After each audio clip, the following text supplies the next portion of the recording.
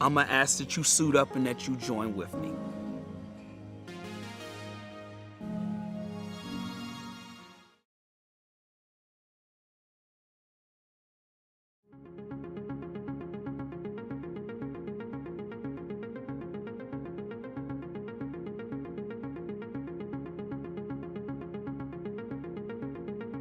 So seeing Master Chief walk through the halls with Gamers Outreach team today was kind of an outer body experience. I mean, I don't know who was more excited, the staff we walked by or the patients that we linked up with. It was very encouraging to see how impactful games could be for helping people heal, for helping people feel connected, for helping people be in the moment instead of thinking about what they're dealing with, what they're going through. Just seeing what the power of video games, what this go-kart, and what Halo and Master Chief can bring to these patients, to see Paxton the way he did light up when we entered the room. I've witnessed the amazing power of gaming in the past couple years. I've been at Seattle Children's for 32 years. The Gamers Outreach carts have been an amazing addition to our hospital. They are so mobile and so easy to maneuver and store and get into tight spaces. When I roll in with the go-kart, it's always a look of amazement. You know, when you check in and ask what console they want, if the note that didn't have enough details or something like that, you know, you could say, I'm gonna come bring you an Xbox, but the sight of the nice screen and the newest console, it's always a, oh wow, awesome. I've been a gaming specialist at 3 different hospitals for about 8 years, and I can say with confidence that Gamers Outreach is the backbone of the therapeutic gaming field. It's just an amazingly easy and efficient way to deliver the most robust video game technology to kids in the hospital. When there are people that need help, when there are people who need to be uplifted, when there are people who need to be taken care of, Spartans answer the call, and we know that the work that Gamers Outreach does helps people. I'm gonna ask that you suit up and that you join with me.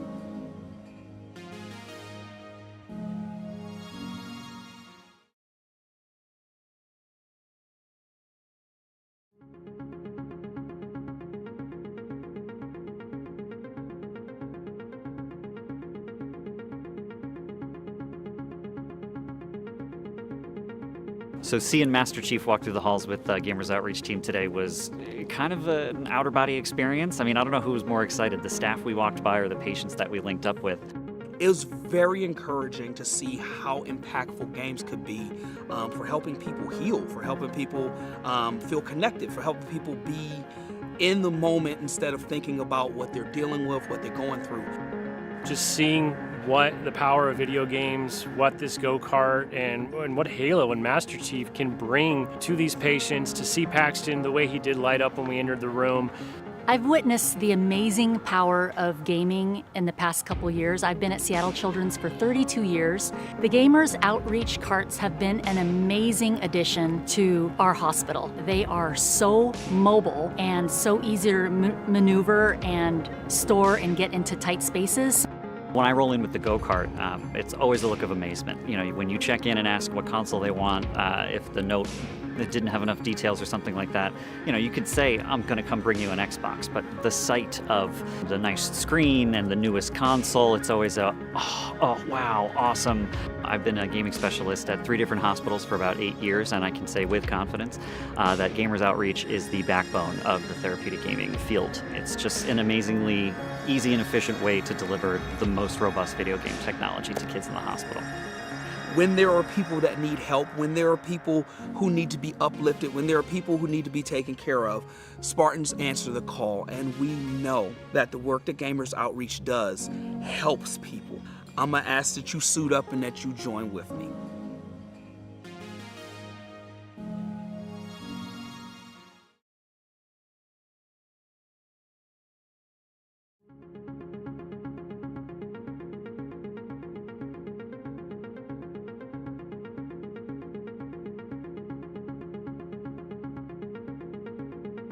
So seeing Master Chief walk through the halls with Gamers Outreach team today was kind of an outer body experience. I mean, I don't know who was more excited, the staff we walked by or the patients that we linked up with.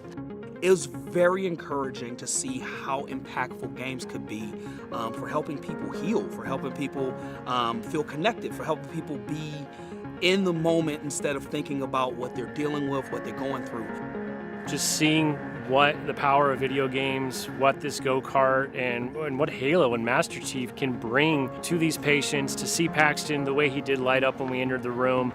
I've witnessed the amazing power of gaming in the past couple years. I've been at Seattle Children's for 32 years. The Gamers Outreach carts have been an amazing addition to our hospital. They are so mobile and so easy to maneuver and store and get into tight spaces. When I roll in with the go-kart, it's always a look of amazement. You know, when you check in and ask what console they want, if the note that didn't have enough details or something like that, you know, you could say, I'm going to come bring you an Xbox, but the sight of the nice screen and the newest console, it's always a, oh wow, awesome. I've been a gaming specialist at 3 different hospitals for about 8 years, and I can say with confidence that Gamers Outreach is the backbone of the therapeutic gaming field. It's just an amazingly easy and efficient way to deliver the most robust video game technology to kids in the hospital. When there are people that need help, when there are people who need to be uplifted, when there are people who need to be taken care of, Spartans answer the call, and we know that the work that Gamers Outreach does helps people. I'm gonna ask that you suit up and that you join with me.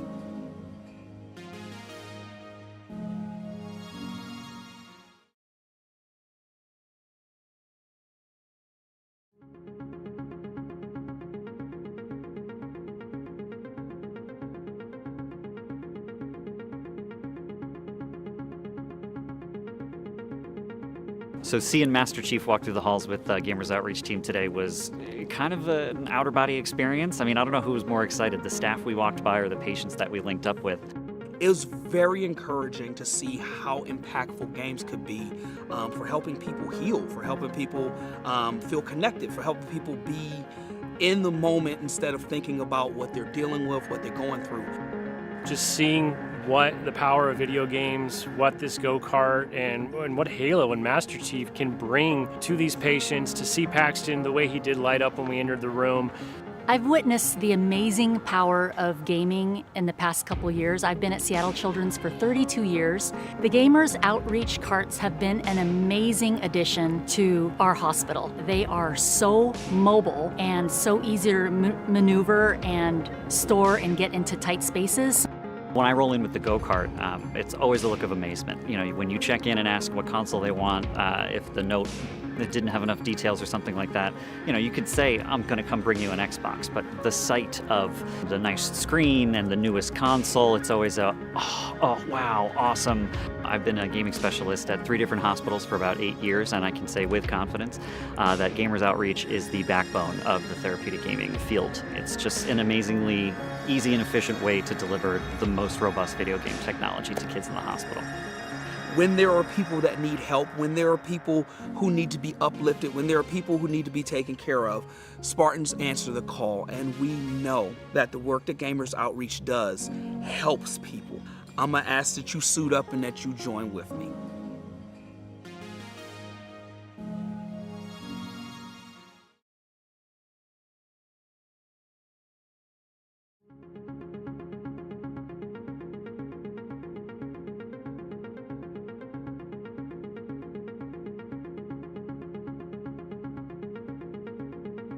So seeing Master Chief walk through the halls with Gamers Outreach team today was kind of an outer body experience. I mean, I don't know who was more excited, the staff we walked by or the patients that we linked up with.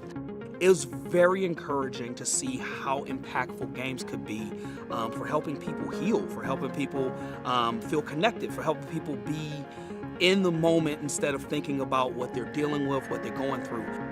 Just seeing what the power of video games, what this go-kart, and what Halo and Master Chief can bring to these patients, to see Paxton the way he did light up when we entered the room. I've witnessed the amazing power of gaming in the past couple years. I've been at Seattle Children's for 32 years. The Gamers Outreach carts have been an amazing addition to our hospital. They are so mobile and so easy to maneuver and store and get into tight spaces. When I roll in with the go-kart, it's always a look of amazement. You know, when you check in and ask what console they want, if the note that didn't have enough details or something like that, you could say, I'm going to come bring you an Xbox. But the sight of the nice screen and the newest console, it's always oh, wow, awesome. I've been a gaming specialist at 3 different hospitals for about 8 years, and I can say with confidence that Gamers Outreach is the backbone of the therapeutic gaming field. It's just an amazingly easy and efficient way to deliver the most robust video game technology to kids in the hospital. When there are people that need help, when there are people who need to be uplifted, when there are people who need to be taken care of, Spartans answer the call, and we know that the work that Gamers Outreach does helps people. I'm gonna ask that you suit up and that you join with me.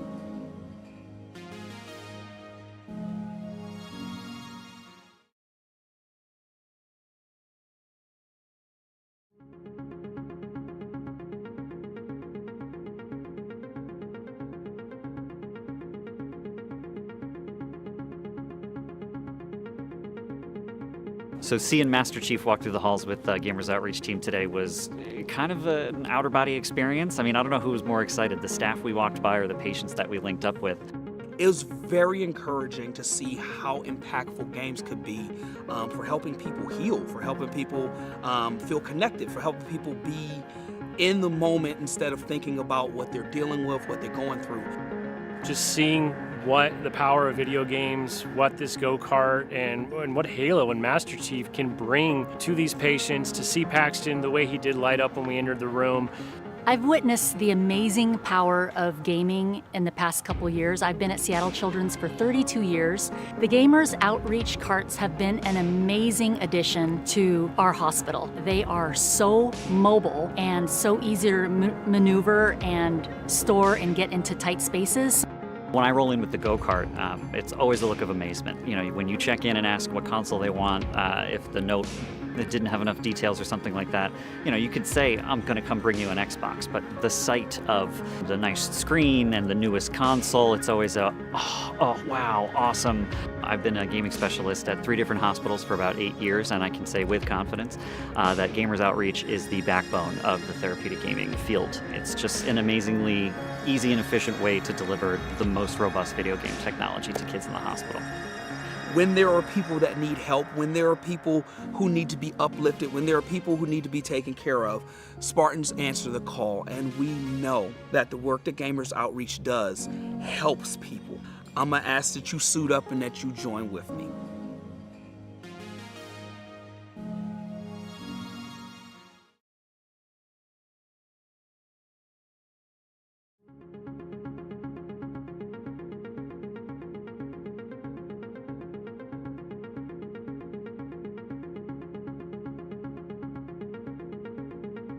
So seeing Master Chief walk through the halls with Gamers Outreach team today was kind of an outer body experience. I mean, I don't know who was more excited, the staff we walked by or the patients that we linked up with. It was very encouraging to see how impactful games could be for helping people heal, for helping people feel connected, for helping people be in the moment instead of thinking about what they're dealing with, what they're going through. Just seeing what the power of video games, what this go-kart, and what Halo and Master Chief can bring to these patients, to see Paxton the way he did light up when we entered the room. I've witnessed the amazing power of gaming in the past couple years. I've been at Seattle Children's for 32 years. The Gamers Outreach carts have been an amazing addition to our hospital. They are so mobile and so easy to maneuver and store and get into tight spaces. When I roll in with the go-kart, it's always a look of amazement. When you check in and ask what console they want, if the note that didn't have enough details or something like that, you could say, I'm going to come bring you an Xbox. But the sight of the nice screen and the newest console, it's always oh, wow, awesome. Okay, hang on. I've been a gaming specialist at 3 live. different I'll fix hospitals it for about live. 8 years, and We're I can say live. with I'll confidence fix it live. that Gamer. It's fine. Oh, We'll God. figure it out. Oh god, it's all broken in vertical, mate. It's all broken in vertical. Oh God. It's broken. It's broken. Oh, God. Hello, I'm on top of you right now. Oh no! Hey, please ignore My that. Please ignore stream! that. It's broken. Ignore that. Ignore that. Ignore that. It's fine, mate. It's fine. Don't worry about it. Don't worry about it. Don't worry about it. I told you not to worry about it. You're worrying about it. I ain't worried about anything. Okay, hang on. I am worried about everything. Weather, please, I'm gonna beg you guys to be family friendly. Please. These are charity streams, you guys. Please. We are here for the children. We're here for the kiddos. Why is there a line between you, like, in the middle? What is that? What is that line? I am going nuts on the vertical. Oh, it's not on the horizontal, it's on the vertical. And it's making me go nuts, dude. It's making me go nuts, and I have no idea what it is. I have no idea what it is. Hang on. Is it this? I'm gonna have to test everything. It's not us. Oh, it's the... Huh? Why does it say Skylarka when it's Cheeky Lemon? I have no idea what is happening in this overlay. Unknowable. Oh my god. A mystery. Hello there. Hello, everybody. I'm Marumalandra with Link with Tampanko Riot Queen, the hack with the bag. And we are having technical difficulties. Please stand by. I'm so sorry. Okay. We're having a very normal one. Oh god. Oh no, I ruined it. No. Oh god. Oh my word. Oh my word. It's all broken. It's all breaking, Chad. It's all breaking. I am so sorry. It's all breaking. It's the donation. It's the progress. It's the donation progress bar, and I don't know why it's decided that it wants to on the vertical. I'm so sorry for everyone watching vertically. I don't know what is happening. I don't know what it's absolutely decided to give up the ghost. Okay. Something is happening here. The problem I'm having with it. The problem I'm having with it is that there's some kind of gray bar at the bottom of it now. I don't know why. Oh, it's on the side horizontally. Yeah, I don't know what is happening. I don't know where that's coming from. I don't know where that's coming from. Maybe a refresh is in order. Maybe if I refresh it. Okay, I refreshed it and it's gone. And so we're all gonna pretend that nothing happened. Okay? Definitely nothing. We're gonna happened. move on. Everything. And the bar is not perfect. Everything on the was vertical, normal. but we're all gonna pretend It's close that everything enough. is fine. And now you're attached to me. I don't know why. You're so clingy. Well, yeah, I don't know. I'm just like that. You're not clingy at all. You're not clingy at all. Yes. Yep. Oh, yes, I am. Nah, you're good. You're good. Okay. Oh my god, and my eyes are not working properly. Like when I turn, one of the eyes is closing. Oh god. Everything is, nothing is working. Nothing is working. Everything is fine. Everything is okay. Everybody calm down. Everybody settle down. I see you in chat not being settled down. And I'm gonna implore you. It's not meant to be vertical. Nature abhors it. Yeah, vertical video is unnatural. Listen, I'm gonna implore you. I'm gonna implore you to take a chill pill, you guys. Okay, now it's not working. Now I have a lazy eye on the other eye. What is happening? Why? Hang on. I open left. I open from. What? Why? What? Oh, I know why. Hang on. I know exactly what the problem is. Okay. Now we're talking. Okay, now everything is fine. Okay? Everything is fine. People on YouTube, chill out. People watching on vertical, chill out. Okay? Because everything is fine. Don't worry about it. How are you feeling, Sono? Are you feeling fine? I'm feeling great. You're feeling great. She's feeling great. Because chat. it's VTuber SummerSlam. Exactly. And what is VTuber SummerSlam about, Sono? Oh. Well, I can say it because it's my see stream. with my own very eyes someone who has not heard of VTuber SummerSlam? Indeed. Hot, sick cats reference Indeed. in this, the year of our Lord 2026. Oh, that's what that was. Yeah. Amazing. Do I actually Amazing. see with my own very eyes a man who's not heard of a Jellicle cat? Yeah. I will just make cats references at random. Oh This my is God. what you've come to expect of me. VTuber SummerSlam is a charity event hosted by Gamers Outreach in which us VTubers raise money for Gamers Outreach so that they can put gaming equipment and other cool stuff into the children's wards of hospitals for kids that are in long-term hospital care to get to feel cool and normal and have fun during the misery of long-term hospital care. But yeah, me and Maru are going to the heavy side layer. Yeah. Anyway, no, sorry, Chicken Lemon, for not acknowledging the raid properly. I was in the middle of tech stuff. But thank you for When the are raid, we? and thank you for the raid. They're doing VTuber SummerSlam, and I really appreciated the raid. And what did they get up to? They're playing Overwatch. I love Overwatch. Nice. But yes, thank you, Soda, for doing the hard work for me. I appreciate you. I love you and appreciate you. Exclamation mark donate if you want to donate. It should be pinned on the chat of both platforms where you're at. Yeah! Exclamation mark incentives will actually show you the campaign page, which will have a video from Gamers Outreach you can watch to see the work that they do with children in hospitals. It has all of our goals, like our current goal, which is not showing. I just realized. You should be able to refresh that, and it should be fine. Yeah. I'll just refresh it. Our current goal is $200, at which point I will add 2 game keys to a pool of game keys that the more people donate, the more game keys I'm gonna add. Right now it's Super Hot and Slime Rancher. And we already smashed the first goal, and so I'll play Ultima Online on stream. Yeah! And yeah, you can see what the incentives are on the incentives page. You can see the milestones as well. And yeah, now I'm gonna actually catch up with the chat. Now, why are we doing a spicy noodle gunpla, that's a mouthful, stream? Because last year on my Donathon, one of the goals was this, and I promised it, and so here it is. We're doing it. Or maybe it was a different reward for a different stream. I don't know. I don't care. I was promised. We're here. We're doing it. I just got this fan from my friend. Oh, hang on. I haven't shared my. Ooh. I have a fan somewhere.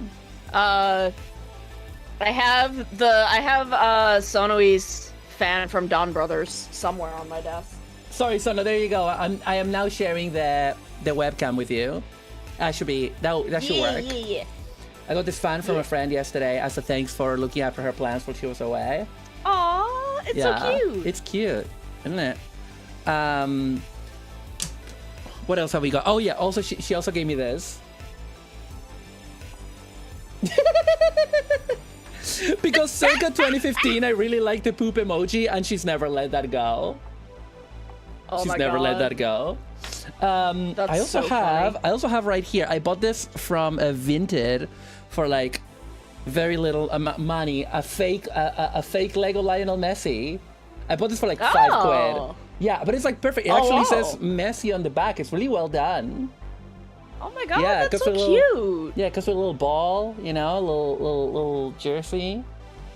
Anyway, but yeah, so we have 3 spicy noodles. We have unknown amount of spice, but I think it's low, which is the tonkatsu ramen from Ace Cook.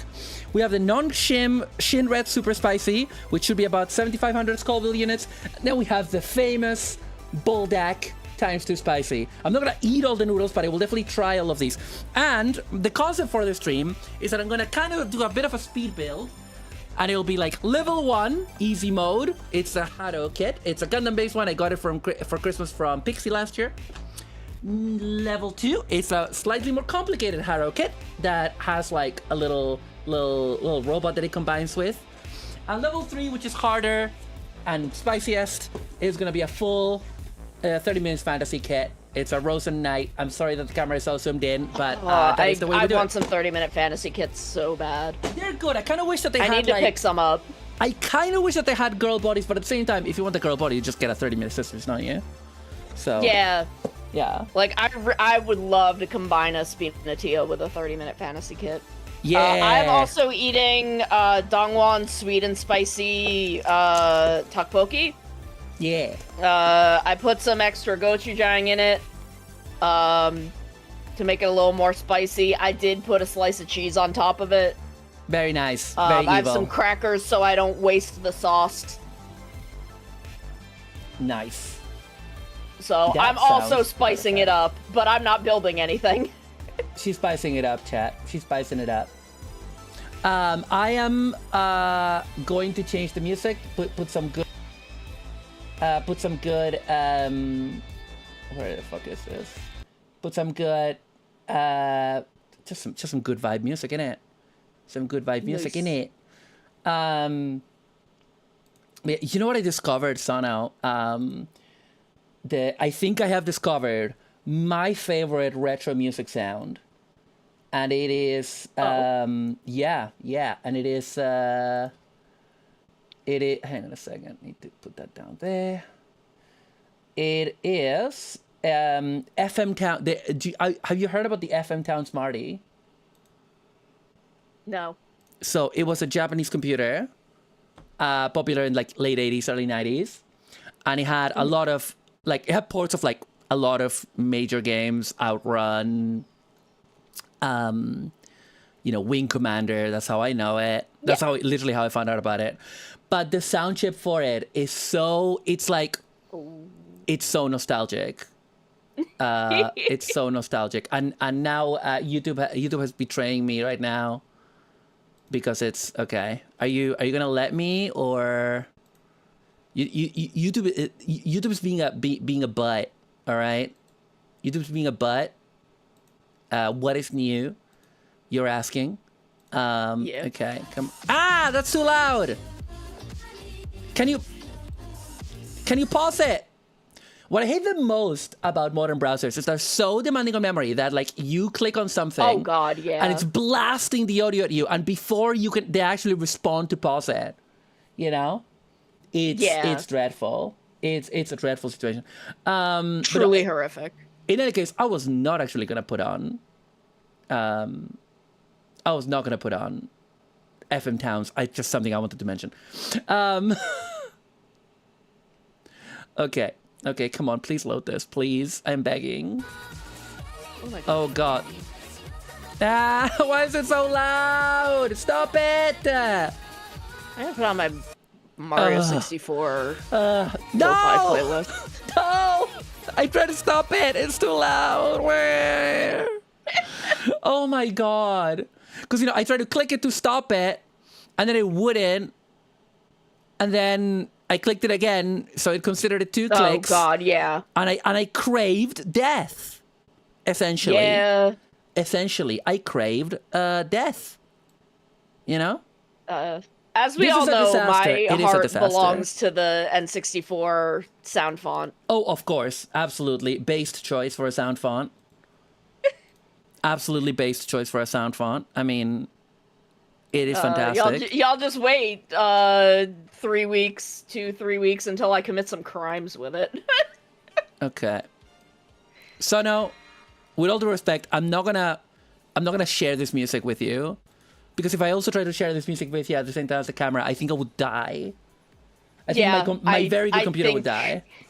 I think everything might explode. That's why I put on my Mario 64 playlist. Yeah. Just so I have something going on. So we're gonna move the noodles a bit, so you guys can see. I need to build this like over here. This is so awkward, dude. This is already. We're off to a great start. But I am making myself suffer for the sake of the kiddos. Yeah, we're doing it for the children. We're doing it for the children. Ooh,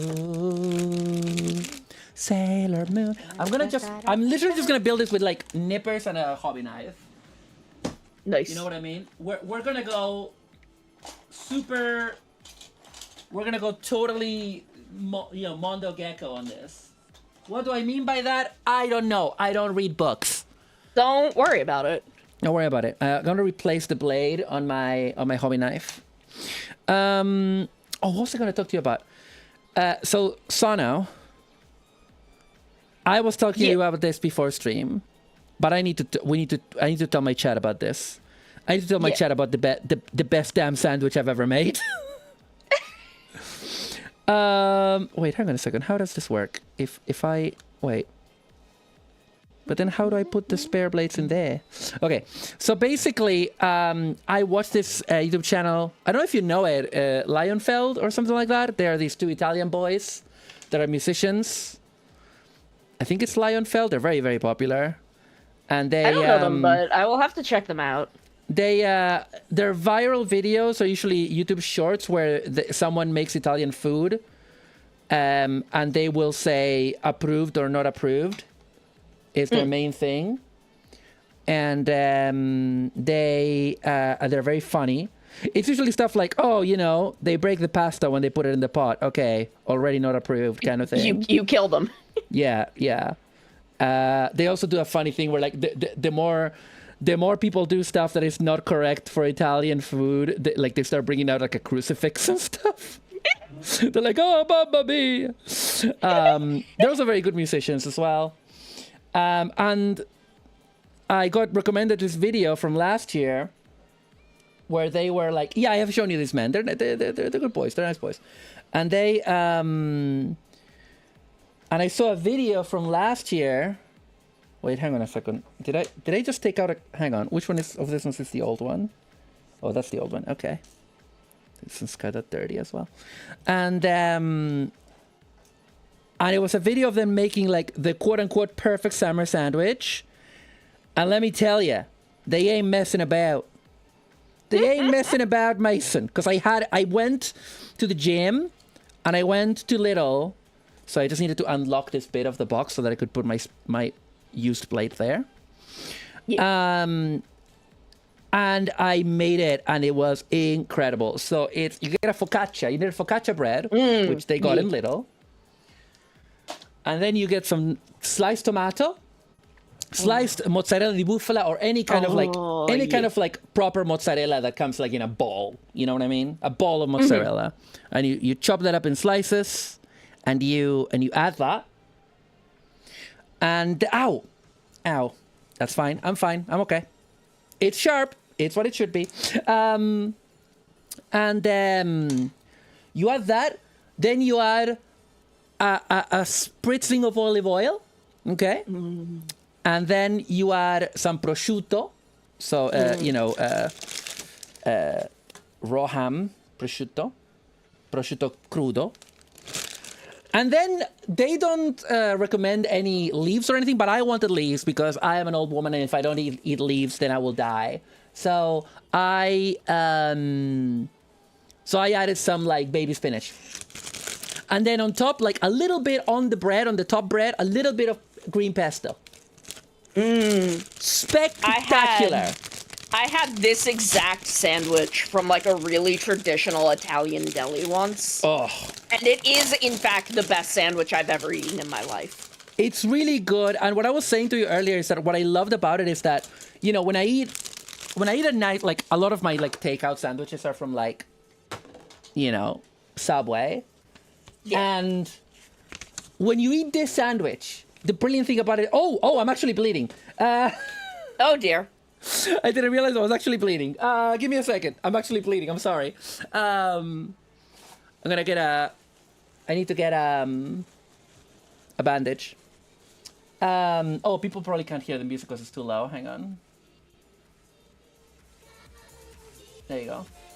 Absolutely cursed stream. Absolutely cursed. Yep. I didn't realize. That's what happens when you bring me in. Yeah, everything gets cursed. Did I get blood on other things? Nah, it's fine. What was I saying? Sandwich. Sandwich. We're talking about the sandwich. It tasted like blood, and now it tasted blood, and now I want more. What was it about the sandwich? I don't know. It was really...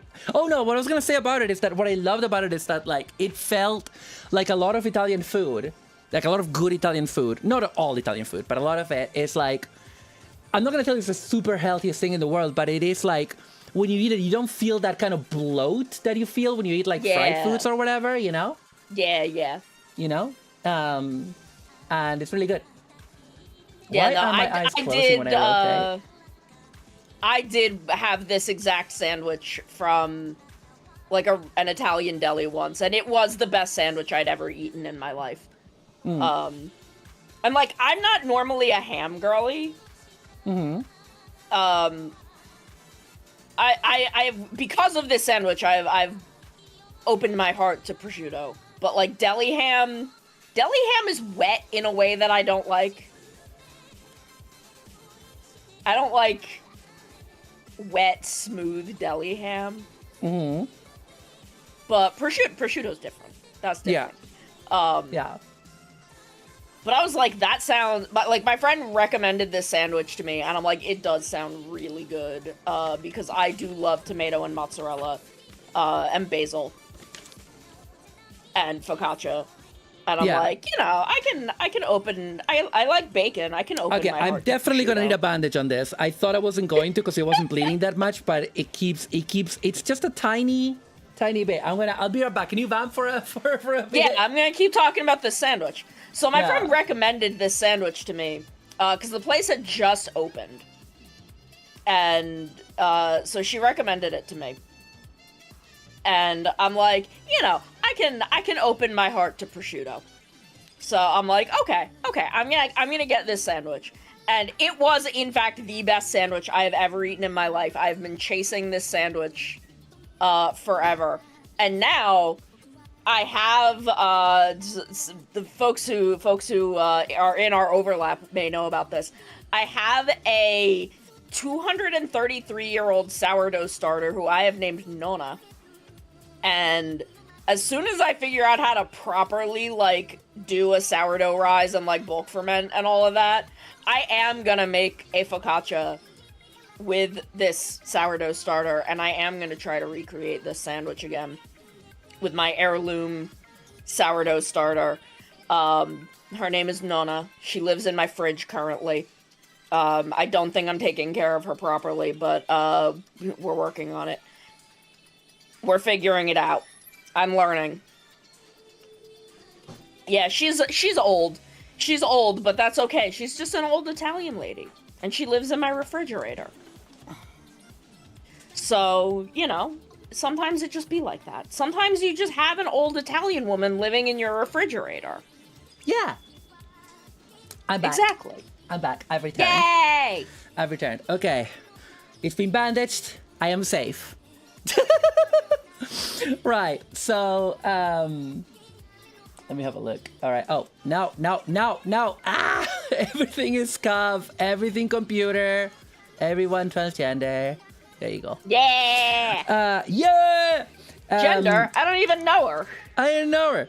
But yeah, this is a special Gundam base, Hado. Gundam base sticker. Very special. Very nice. Very evil. Ooh.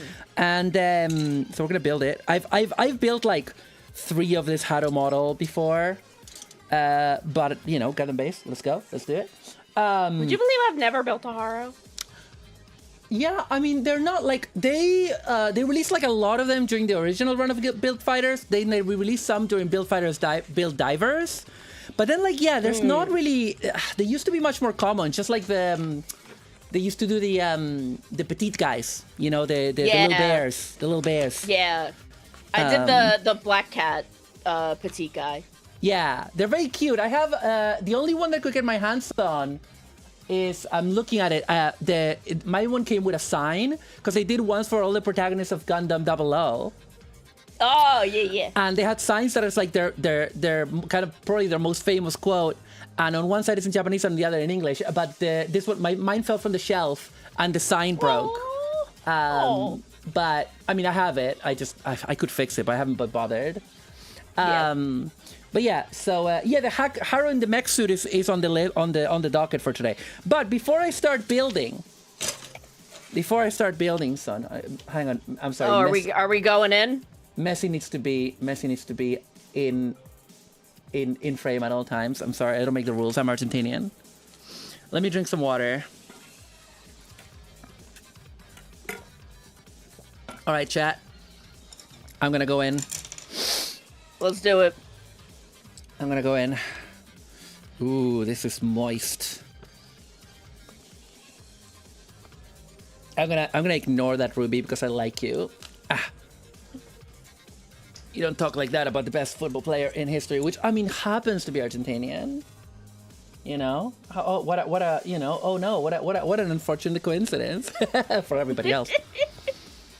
Okay, these are the allegedly the least spicy ones that we're gonna have today.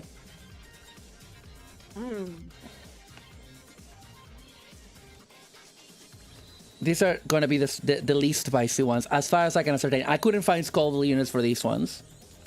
I'm very scared, Sono. Not gonna lie to you. I took an antacid, but I don't think I'm ready.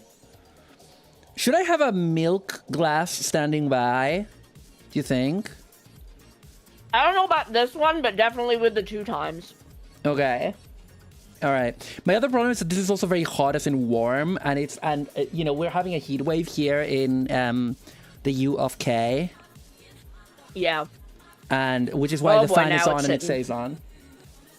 Now the spice is hitting. Is it? For okay.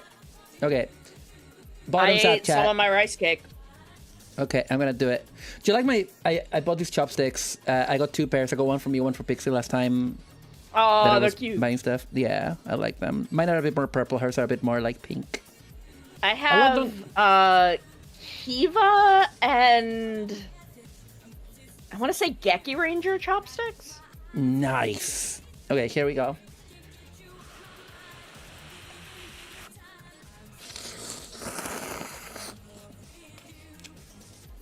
Yeah, that's all. Argentina's gonna come to my house. Yeah. The Argentinian football team is going to come to my house Listen, to get a fun shiny trophy. the reason a lot of people are like evil has triumphed. Listen, Argentina, we don't have the best reputation. We basically now have the Trump of Latin America leading us. Should I be talking about this in a VTSS stream? Probably not. That is good. That is actually fine. The spice on that is fine. That is like, this is like Tabasco level. Okay. I could eat an entire one of these, like, recreationally. I could eat an entire one of that. No problem. I mean, what I'm no having problem. now, I did have for dinner last night? Yeah. Last night or the night before? I forget which Alright. one. No, I had it Sunday night. I had it when I came back from playing Uma Musume IRL because I ate a lot of food yeah. Yeah. at the racetrack. Yeah, you and I wasn't played super Uma hungry, IRL. but I had to eat a little bit. So I had 2 of these, and I ate the other one. Nice. I like spicy food. I like it a lot. Because it's tasty. It's not Yeah, just I that like- it's hot.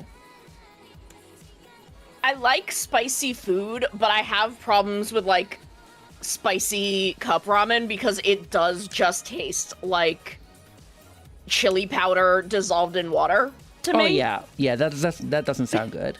That sounds bad. That sounds bad. So, but, like, I make the bulldog carbonara, not in the cup form. I make it, you know, from the packet. Yeah. And I make that so good. I add a little, like, extra Alfredo powder and some chicken and some cheese and What is Alfredo some powder? milk. It's basically, like, milk powder and, like, Parmesan powder, more or Right. less. I as am well as asking some- because, like... Probably some, like, garlic powder and stuff in there. Only reason I'm asking is because, as you know, chicken Alfredo is not an Italian thing. It's an American-Italian thing. And so I don't know what it actually is. No, like... I'm gonna eat some more. Like, original Pretty good. Alfredo was a Roman thing. Oh, interesting. I didn't know that. Yes, it actually originated in Rome. But it is significantly different made by Italian Americans than European Italians. It is functionally an entirely different dish. pretty good. Especially having, like, protein in it, protein and vegetables. I will tell you this about it. Sorry. It is hot. It's not, like, killing me, but it is hot. I'll tell you this about Italians, Sano. Sometimes. Oh. Chili flake down the wrong pipe. There it is. There it is. The thing is, it's not that it's that hot. It's just that something went where it shouldn't be. But very often, Italians from Italy will say something is not a thing from the diaspora, when the people that invented it from the diaspora are Italians. And very often, it's because it's a dish or a tradition that disappeared in Italy. And so they're like, oh, this is not a thing. And it's like, yeah, maybe it's not been a thing, but maybe 100 years ago, when my, when my great-great-grandpa immigrated or whatever, it was, And that is why Italians from Italy, their pizza is not the best in the world. Yep, that's because the Italians in New York make it the best in the world. No, incorrect. That's the Italians in Buenos Aires, but we can agree to disagree. Well, I've never been down to Buenos Aires, and also and they use a lot. I know they use a lot of oregano down there, which I can't eat. We do love our oregano. Hi, Hiyari. Not me thinking we're gonna make a gunpla out of noodles. There is actually a cup noodle gunpla, but I have never been able to get my hands on it because it's always out of stock. Yeah. Mars on the record preferring German pizza. She has a Dr. Oetker tattoo. No, listen, all I'm saying is that I've eaten in good pizzerias in Berlin. That's all I'm saying. Oh. Why did I pick the hottest day of the year to do this, Sano? Why? Because we love making bad choices. We like making bad choices. And if you want to make a good choice, you should consider donating to Gamers Outreach, because that's what we're streaming on as part of VTuber SummerSlam. They bring the joy of play to kids in hospital. And if you ever been in hospital, you know how much it sucks. Now think about how much it sucks as a kid. And so, please consider donating. And there's plenty of incentives, a lot of really cool stuff. And thank you. Okay, now I think I need to pay a bit of attention to the instructions. Oh, hang on, no, these are all the same. I keep just pulling out chunks of melted cheddar cheese and putting them on a cracker. With the sauce. My brain is a lump of pumice so smooth it glistens. That is an incredible turn of phrase, Maya. Thank you. But anyway, that sandwich. I feel like someone that's been enlightened. You know what I mean? Even though I've eaten Italian food all my life, it's just, it's real good. Sadly, the deli that I went to was in Hoboken, and the friend that took me there doesn't live in Hoboken anymore. I have heard of Hoboken, just like I have heard of every neighborhood in every area of New York and New Jersey because of popular culture. Is Hoboken in New York or New Jersey? No, Hoboken is North Jersey. North Jersey. It's like right across the river from New York. I see. Have you been following the Scotland fans running riot in your country? No. Well, not running riot in a bad way. Just bringing the party. That's North Jersey's problem. No, they just to be honest, it actually probably is my problem, because they are probably coming down here to go to the beach. Well, they were in Boston. And now they're going down to Florida. They are lads on tour. And the Scottish fans are called the Tartan Army. Oh, no, I have heard about this. Yes. So if you've heard of the Tartan Army, if you heard anybody talk about the Tartan Army, that's the Scottish football fans.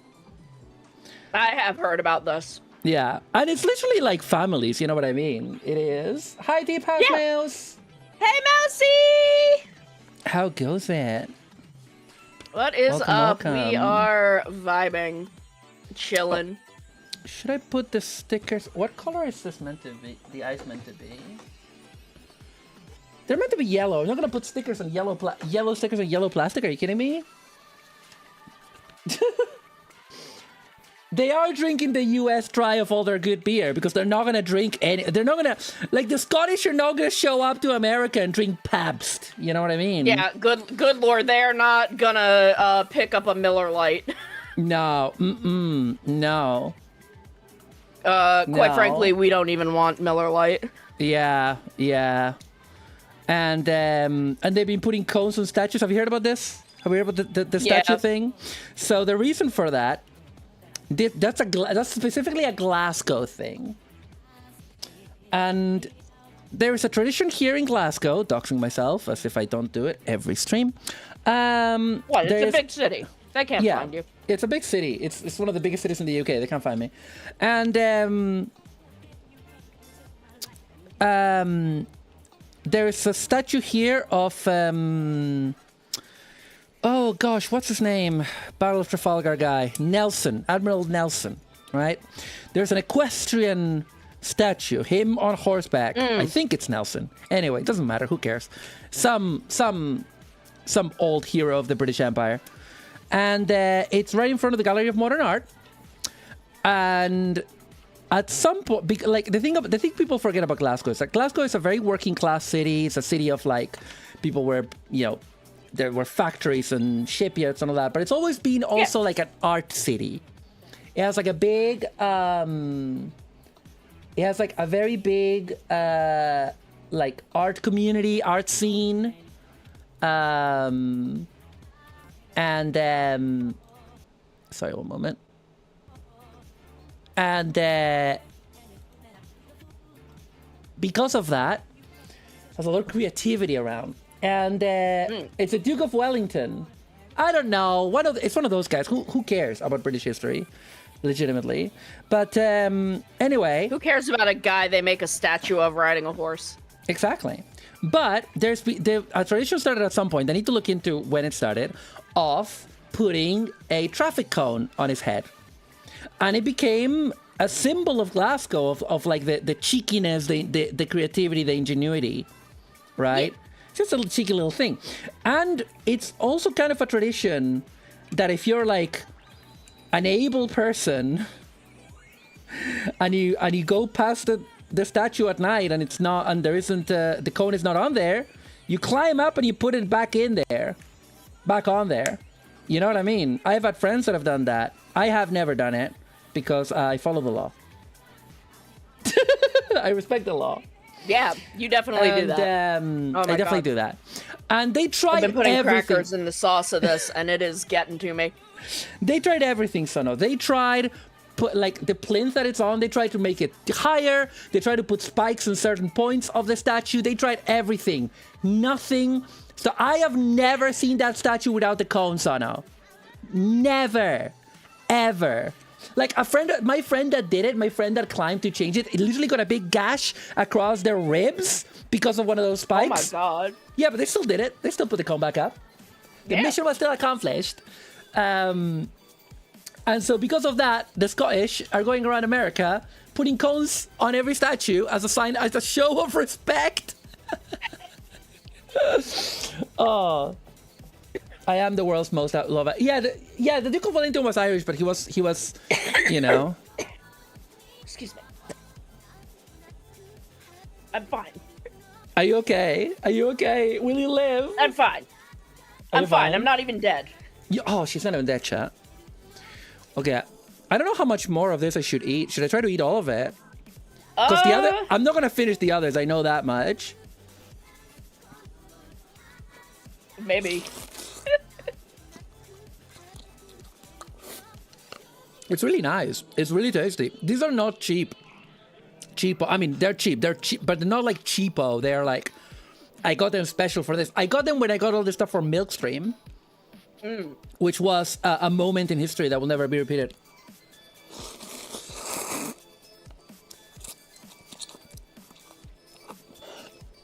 I'm probably gonna start putting out clips pretty soon.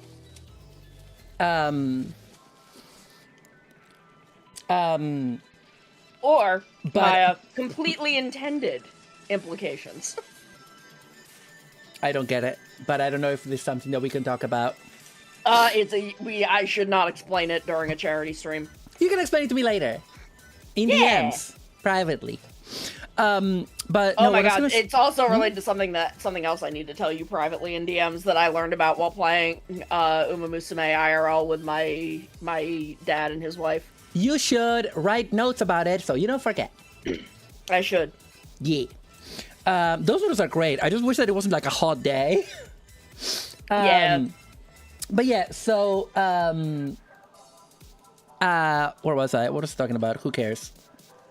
Anyway,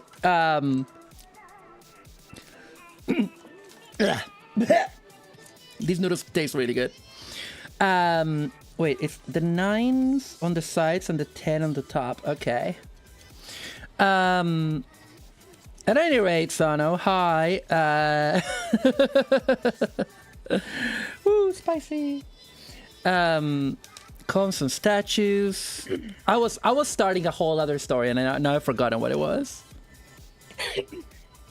Are you alive? I'm fine. I'm not even dead. She's not even dead, chat. Do you hear that? She's not even dead, chat. Good heavens, I am forgetting where I was. I'm losing myself. Okay. Are these the side ones? No, these are the top ones. Oh yeah, these are the side ones because they have like a line on them. Oh, you can't see that. I'm covering it. They have like a line on the middle. But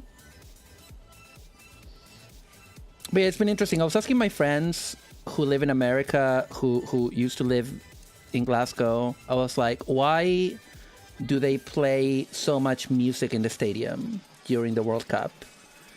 And I was told that this is just how you guys do things for sports. Oh yeah, no, we just always have stuff playing. There's just always noise. Yeah. If you let things sit too long and don't distract people, you run the risk of people who are loyal to opposing teams causing violence at each other. What? So if you have don't to play distract music? them. Yeah. You have to distract them. You have to keep them distracted at all times. What? But that would not work anywhere else in the world. I'm sorry to tell you. Yeah, no, like, people will just, like, throw riots in the parking lot of a stadium after a game. I mean, people will do that in Argentina, but, like, music is not going to stop it. You know what I mean? Oh, yeah, we also do Jumbotron nonsense, like the Kiss Cam, which is how we expose CEOs having affairs. But you're telling me that all of this is to avoid riots. Oh, not entirely. It's also just because we like being loud in the U.S. But I'm partially convinced that, like, yeah, no, if there's a Yankees versus Red Sox game, you have to keep everyone perpetually distracted, or they will start killing each other. Wow. That is... I mean, advertising, of course. Yeah, I mean, obviously. Okay, hey, Boots, what in the U.S. isn't for advertising purposes? I was watching at, like, 2 in the morning, I was watching Uruguay play. And, you know, they have the hydration breaks now, like halfway through each half of the game. And they put music on when that is happening, right? And they put on tequila. And I was literally telling Pixie that when the song says tequila, the entire stadium said it. Yeah. Which was a moment. Oh, that was such a vibe. Oh, hang on. Did I tell the same story There on we the go. stream last night? I think so. Yeah, I know sorry. I've heard it. I know I was there. Yeah, I made a sticky note of stuff I need to tell you later. Okay, awesome. Thank you. Oh, God. Why would he not go in? Why does this thing not go in? Why don't you like me? So-called free thinkers when it's time to say tequila. Exactly. Real. That is a Pavlovian response. You know how there was a whole thing where the UK power grid would like get overwhelmed during breaks in sports broadcasts when everyone put the kettle on? Yeah. Yeah, but that's a normal thing to do. You just want a cup of tea, mate. Just want a cup of tea, innit? See, We have that, but for the sewer getting overwhelmed from toilets flushing all at once. Real. Yeah, but see, it's normal when we do it. It's normal when we do it. It's okay when we do it. Wait, huh? Okay. Okay, all right. Now I need to cover all this beautiful tech. Cover it up with the faceplate. Like, oh, there we go. And it's gonna be a bit complicated, I think. Hang on. No, no. Come on. Why are you not clicking in there, mate? Oh God, no! Why? Why? Don't do me like this? Not like this. Haru, what Not have like you this. done? Haru, no. More like what have I done to Haru? What have I done to deserve this? It's the little ears that don't want to fit. Hang on a second. I'm a video projector. There we go. It's the little ears that don't want to go into there. It's hard because it's like it's a kind of dark plastic, so it's very hard for me to see. Yeah. Okay, that's fine. I think if I start up there, then that should be all right.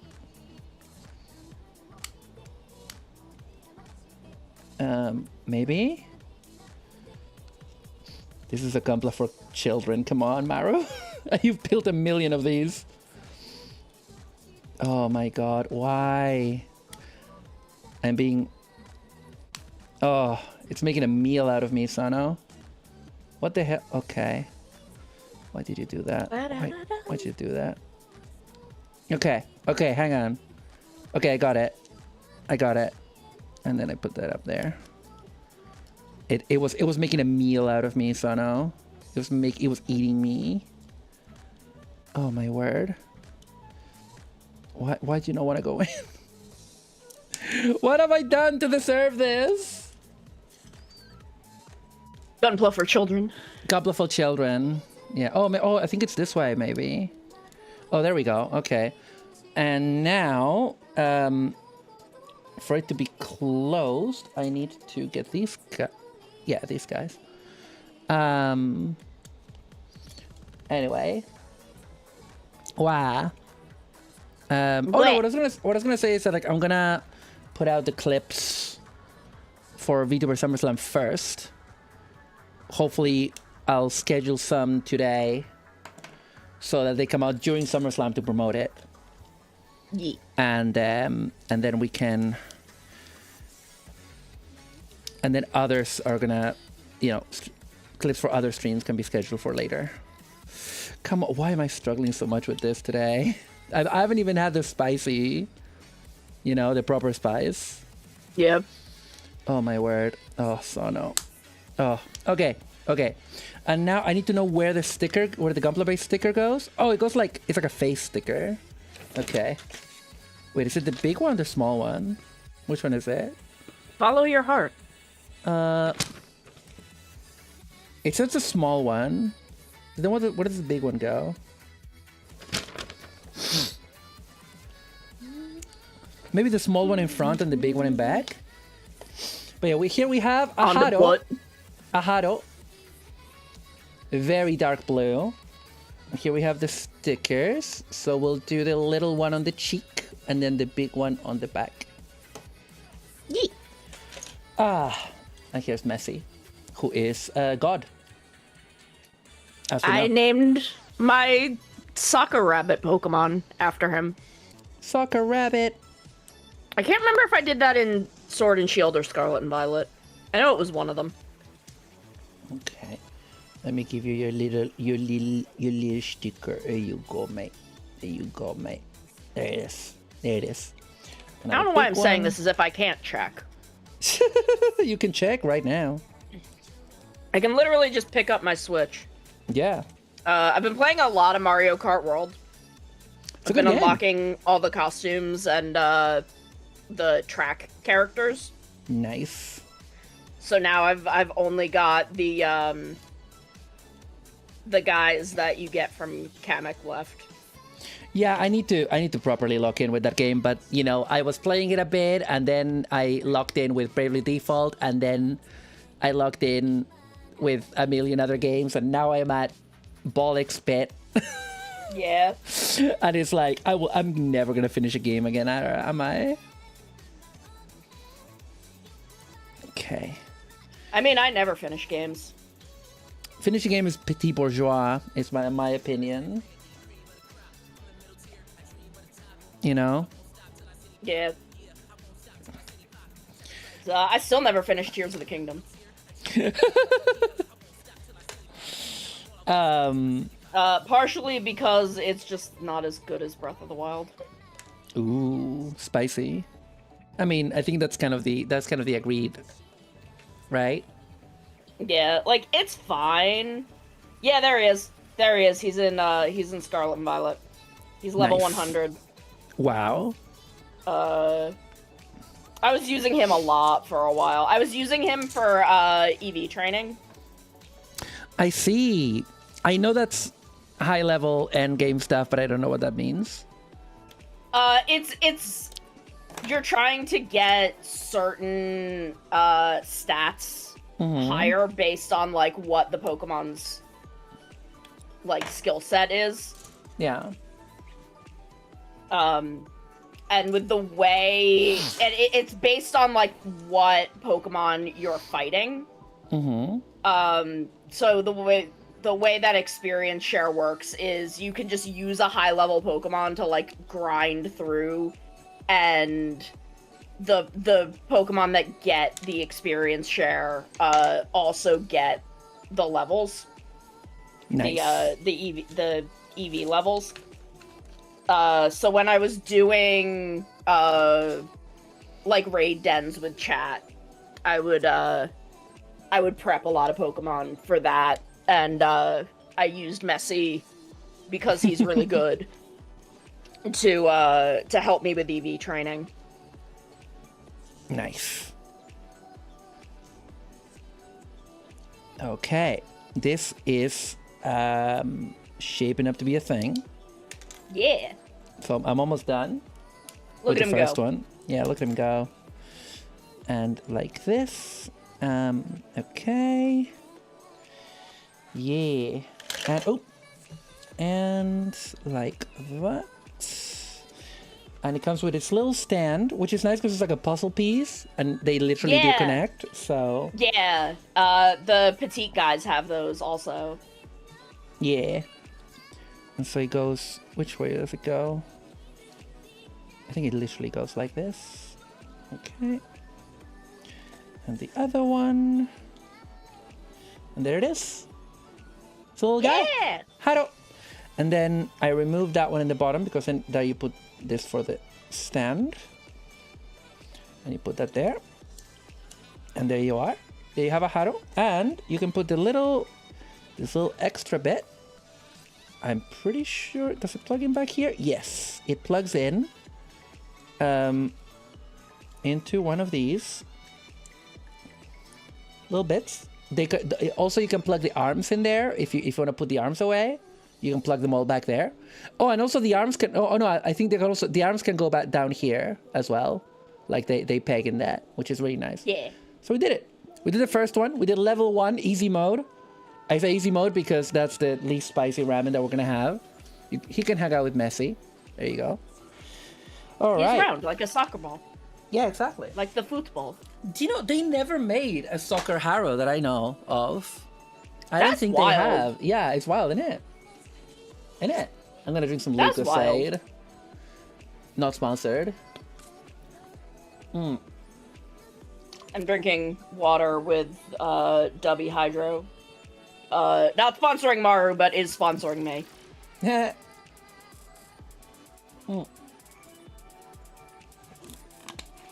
Okay. I need to make the second noodles before we go for our second model kit of the day, which is Yeah. basically this but more. I need to build another Hado. I need to build another Hado. You can go up here. Messi can go up there. You can move away. There you go. Which is the Hado with the little mobile suit. And so it's the same kit. It's a white version of that, but then a mobile suit. I think they should encourage Haro being used as a ball. I think we should be encouraged to kick Haro. Yeah, exactly. Now, let me open this. You know what? I'm gonna open the shrink wrap with my hobby knife because that's what it's for. What are your Gunpla tools if not for opening your hikikomori neat ramen? You know. Exactly. So this one is the Nong Shim super Shin Red super spicy, I believe, is the order of those words.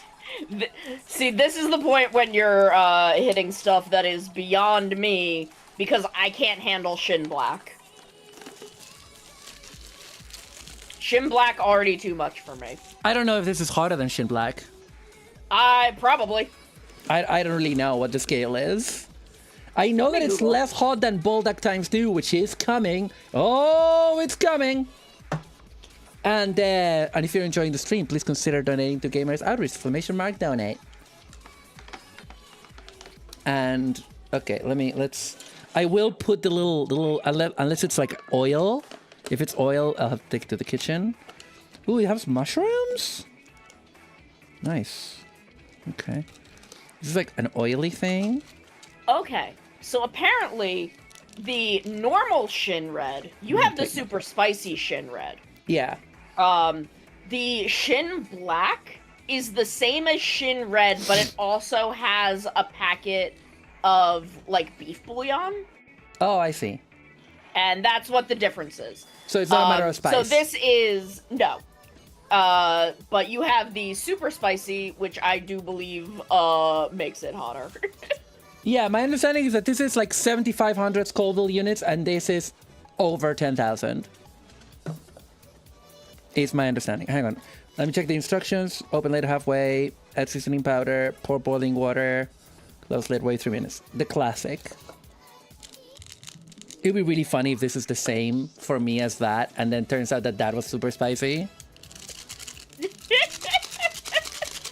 Okay. See, to me, that looks like kind of orange, so I feel like it's less spicy than what you're no, gonna this have is now. red. This is actually red. It's the white balance of the camera means that it comes out orange, but this is like red. And I don't know. Oh no, I mean the broth of the first ramen. Oh, it's orangey red. It's a bit redder than it looks, but Okay. not that much. But So yeah, like I can see some like yellow in it, where this Yeah. I'm like, this is gonna be red. oh yeah, this is like Ferrari red in real life. I know it doesn't look it in the camera. It looks orangey. It looks washed out. I don't know how to fix that. I'm not a camera person. Hang on. Can I maybe open it more? I know enough about Shin Ramyun that I know what color that's gonna be. Shin Ramyun should be the new Hideaki Anno joint. Yeah. Oh, that is red. That looks like curry powder. That is. It's a bit redder in real life. All right, let me go prepare this, and as before, I'll ask you to vamp for a little bit. Yeah. So, like I said, I was playing Uma Musume in real life for Father's Day. So I had I bet $2 on an Argentinian horse. Did not win. I only won one race. But most of my horses would start like in first and then fall back to like fifth after the last corner, and I'm like, girls, please. And my horse came in second, and there was an objection that got overturned, and the horse that came in first officially. But if that objection had gone through, I would have won like $50. But that didn't happen. So that's my story. I'm listening to, I don't know what y'all are listening to, but I'm listening to some Mario 64 lo-fi that I sometimes use to go to sleep.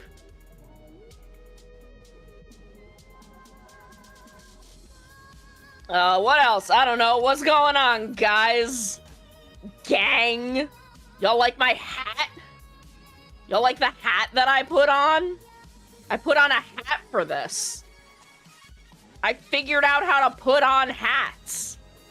Actually, I figured that out yesterday. Did I have a hat on yesterday? Did I actually stick with that? I think I did. It was a different hat, though. Yeah, you did. Oh. Yeah. Okay.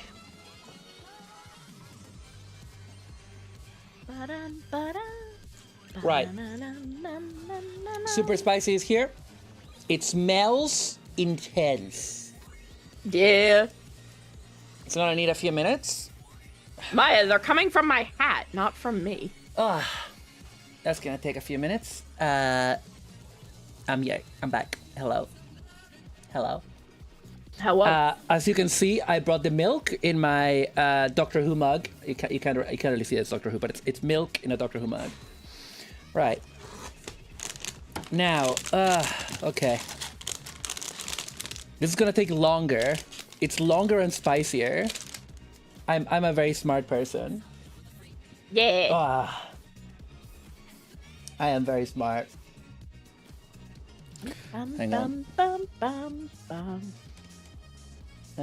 One moment. Okay. Sorry, I'm just I got signed out of Tiltify.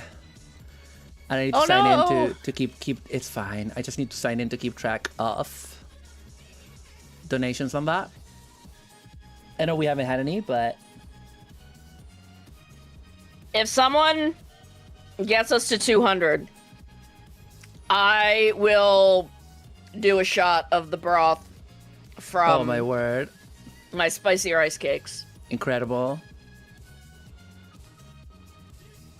I will die, but for the children, I'll do it. She'll do it, chat. This table's getting really crowded really fast. Okay. Right. Okie dokie. Here we go. We have to wait 3 minutes? Okay, that's gonna be at 8:25. Okay. So let's do the same thing again. What? I'm throwing a cracker in my broth, which is what I've been doing this whole time. I thought you said I'm throwing a cracker in my bra. I'm not wearing a bra right now. Wow. Please, Sono. Y'all think I wear a bra in my house? Please, Sono, the children. The sick children in hospital. I'm pretty sure the sick children in hospital don't care whether or not I wear a bra in my house. That's true. That is extremely true. Oh, I'm not looking at the instructions for this, so I'm sure I'm going to mess it up. By the way, sorry if I've missed any messages. I am, as you can see, this stream has a lot of moving parts. So, and I've been very overwhelmed the last few days working on VTuber SummerSlam. It's been worth it. It's been a laugh, and we've raised a bunch of money already, and we still have a lot of days to go. But it's been a lot of work. I really wanted to go all out this year, no matter what, and. This is the only charity. I think this is going to be probably the last charity event I do this year. I plan to do at least one for the Halloween event. I'll do a Halloween karaoke stream. Yeah, I'm probably just gonna skip Spooktacular because last year I didn't do SummerSlam. I did only the Spooktacular streamathon because SummerSlam overlapped with my Donathon. Yeah. And I needed the money, you know. Which is why now I have this amazing computer. Yeah. But yeah, I need to find. I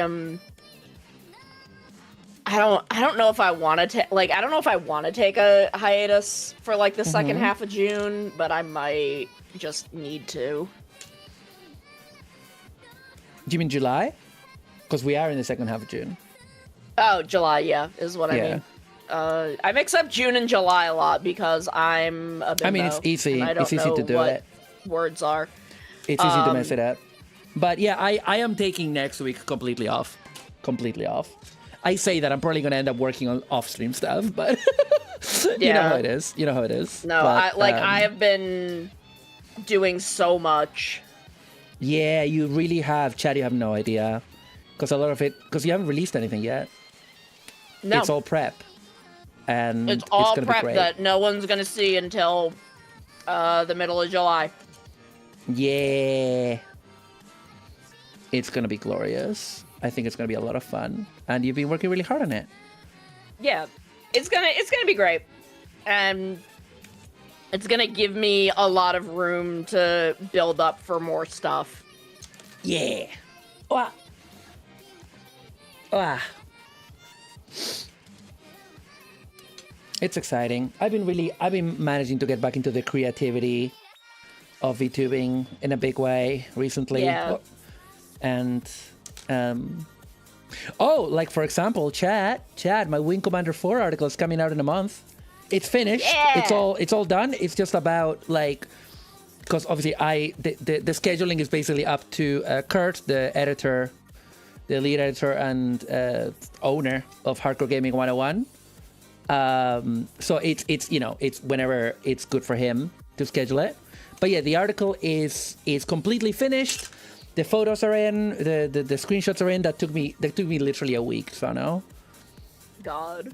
Between all the different things that I needed to do for it. But yeah, I'm very proud of this one. I think, I haven't checked the word count, but I definitely think it's shorter than my Wing Commander 3 article, because there's less to say. But, because Wing Commander 3 was the big one. I don't think any of the other articles are going to be as big. But still very happy how it came out, and excited for you guys to read it. And I am not excited by the article that comes next, because next I have to do private. Do you say privateer or privateer? Privateer. I think it's privateer. I think it's privateer. So there's Pingus Kamingus. Hi, Rachel. Oh, Mouse is excited for your stuff, Sono. Yeah. Mousy is always excited for my stuff, and Mousy said I was his Oshi once, and I'm still riding that high. I've been riding that high for like a year and a half. Right on. Right on. Like, half of the reason that I want to make more physical merch is for Mousy. Who's out here, like, begging me for merch. And I'm like, I just can't afford to have it made yet. Oh, but Sono, there's the Wuakri stuff, the AC goods. That's free. Yeah, I'm thinking about that, but there's stuff that I want to do that, like, they don't have. Oh, I see. Yeah. There's a lot of stuff I want to do that, like, they don't have. That I can't afford to do yet. But if, right now, give it to charity! Yeah, right now, give money to charity, please.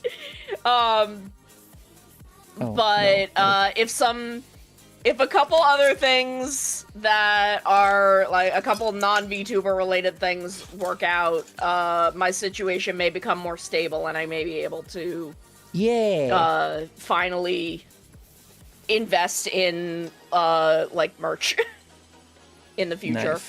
Nice. We love to hear it. I was gonna say it is honestly kind of what am I gonna say? Hang on, I need to check a thing. Are these all the same? I think these are all the same, right? Yeah, because like one of the things that I want to do, and this is kind of a merch dream that I've had in the back of my head for almost 6 years, is I want to do an air freshener. Ooh, crazy! I want to do an air freshener so bad. And I have a manufacturer. I just need to, like, have the money to do it. Yeah. Yeah, it's because you gotta invest in it. Yeah. To be able to make it, get it made. Yeah, that like the big problem is the upfront costs. Of course. But like I've shown chat, I have an entire spreadsheet of like merch I want to do and like the costs involved and everything. Hang on, where's the last? Am I missing one? Hang on. I was gonna say that it is a really nice feeling when feeling appreciated for the work that we do. It's so. Yes. It is, for me, it has been extremely humbling to, over the years, have people that, you know, show up a lot, and I feel very indebted because I would have stopped. You know what I mean? Like, Yes. I would have stopped so long ago. Because, like, people have been so kind, you know? I'm missing a piece, I think. I don't know. Oh, no, it's right there. And that is a really, really nice feeling. Yeah. Sorry, I was just remembering the conversation we were having earlier. That conversation. Oh, Yeah. yeah, no. Yeah, you know, yeah, the person that said I don't have a community, even though I obviously, clearly, visibly do. Yeah. Imagine. People lot of projecting going on there. lot of projecting. Wait, do I put that first or when do I put the discs? Oh no, that goes before the shell. Okay. That goes before the I can do it. I can do whatever I want. I'm Marumalandra. Yeah. Yeah, projecting from a very sad boy who everybody knows who this is. Everyone knows who I'm talking about. Yeah.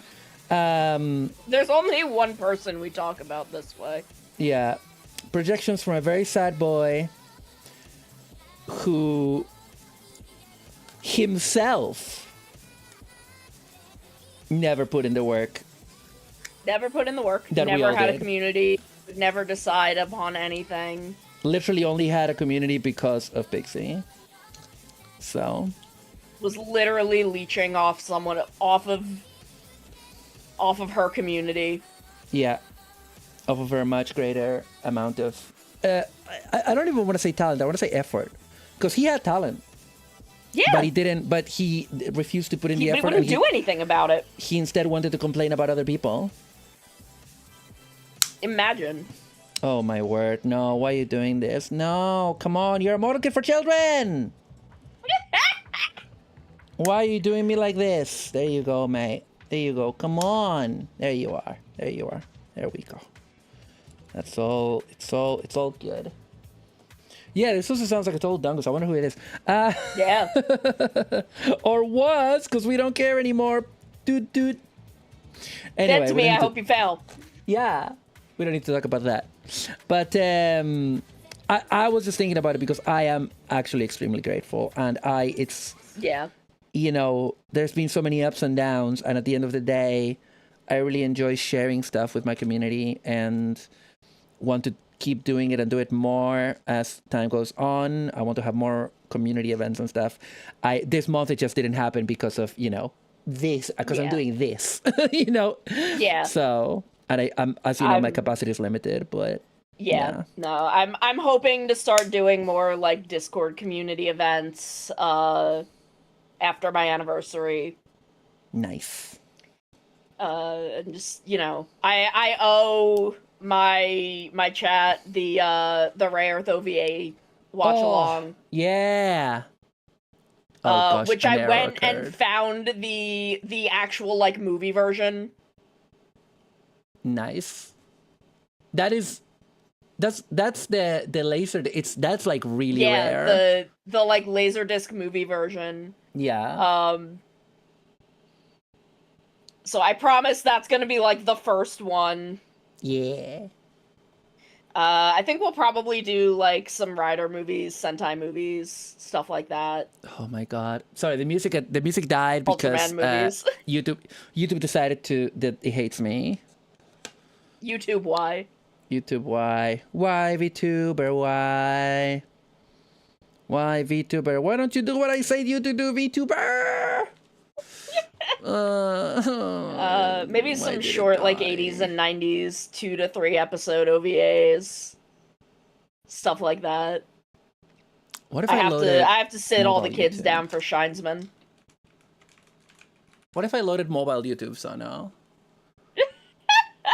Nope, it refused. It said desktop. It redirected me to desktop. It doesn't like me. Oh my god, it knows. It knows. It knows and hates me personally. Hates me, Marumalandra, delinquent aunt, Bangkok riot queen, the hack with the bag. Hates me personally. Oh, there was a hydrate I didn't see. Thank you, Ruby. I hydrated. I didn't because I'm a bad person. Little this is a local streamer outwitted by Do That for Infants. Listen, you're not wrong, but you shouldn't say it. Relaxing Animal Crossing music with rain. Okay, we're gonna put this one on. Nice. Let me see. Let me see if it's summery enough. The noodles should be ready by now, by the way. Yeah, after I finish the hado. They should have been ready 10 minutes ago, I think. Yeah, but they're also gonna be like they're also gonna be like hot, as in Bernie. Yeah. As in Bernie Sanders. Oh my god, why is this not loading? Please. I'm literally loading it at 480p. Because all I need is the music. Yeah. And it's being evil to me. Okay, so we have Haro. We have the arms on that, but we're not gonna bother with that right now because it's gonna go into robot. But what I want is for the music to come back, and it's not coming back, and it's annoying me. But yeah, here we have Haro. Haro. In fact, what I'm gonna do is get. Where's my? Sona, where did you put my Gundam marker? I ate it. I told you it's bad for you. It was so delicious, though. It's gonna melt If your bad inside. for me, if bad for me, why pretty color? Oh my god, why is YouTube not working? I'm gonna have to restart Firefox. I hate it here. Why is it not working, Sana? Why? Oh my word. Okay.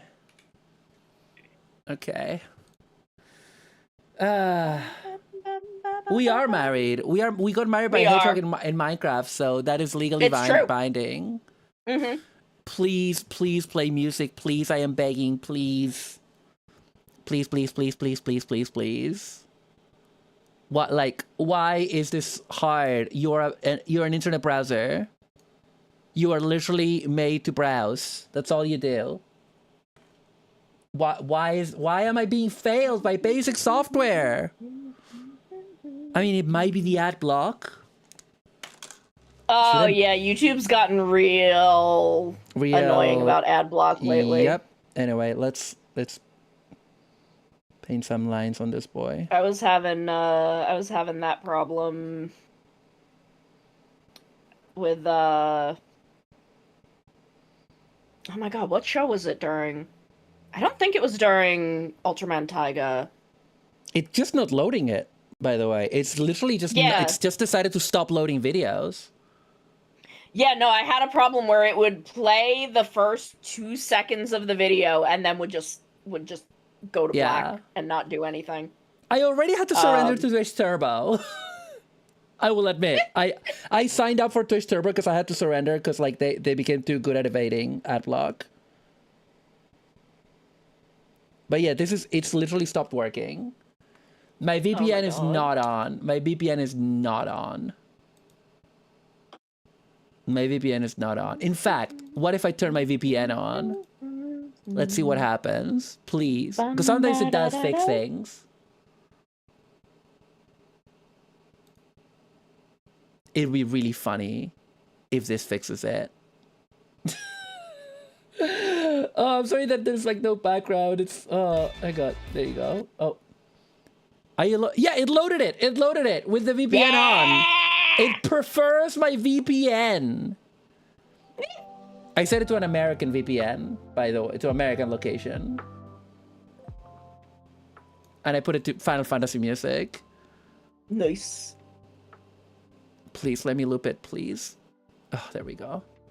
Okay, I'm back, chat. I'm back. I'm sorry. God, I'm so glad my supermarket carries Korean rice cakes. it's not taking well to the ink. Let's just say. Oh boy. Oh boy, it's not. Yeah. I mean, this is an old paint marker, so maybe it's flat. It should be doing the capillary action. Do I need to shake this? Is it because I need to shake it? Possibly. Maybe I need to shake it. It's so funny. I used the VPN and then it worked. I do have that with even with British websites sometimes, that they won't work unless I use my VPN. I'm not even in a weird service provider. I'm with BT, which if you don't know, it's like the internet and phone provider. Yeah, no, this is just not working now. I don't know why. Capillary espionage action. Yeah, I think I might need one. But I also don't love that marker that much. So what was I gonna use? Oh, the alcohol. That's what I use. Secret technique I learned from Mecha Gaikotsu. Okay. And then we need to do the noodles. Am I trying to delay the noodles? Do I look like someone who will be delaying the spicy noodles? No. No, I would never do that. I would never do that. I would never be trying to delay the spicy noodles. Why would I do that? God, it looks so weird like this. It's like a dotted line. I kind of like it. I low-key like it. It's kind of fun. It's kind of fun. Okay. Anyway, let me put the alcohol away. I can smell the fear on you. What kind of noodles are they? They're super spicy. 7,500 Scoville units, if you understand the spicy scale. Also, Rachel, did you see my messy Lego? Messy Lego. Okay. Yeah, I'm not gonna use this guy. I'm gonna simply use the standard one with an eraser, like Tomino intended. You know, Tomino, famous fan of Gunpla. Yeah. I just want to have the line, you know. If it's like dark blue, who cares? But if it's like a white Haro, it looks weird if you don't see the line properly. Especially when he has black eyes, you know? Yeah. Okay. Come on. Come on. There we go, mate. There we go. Righto.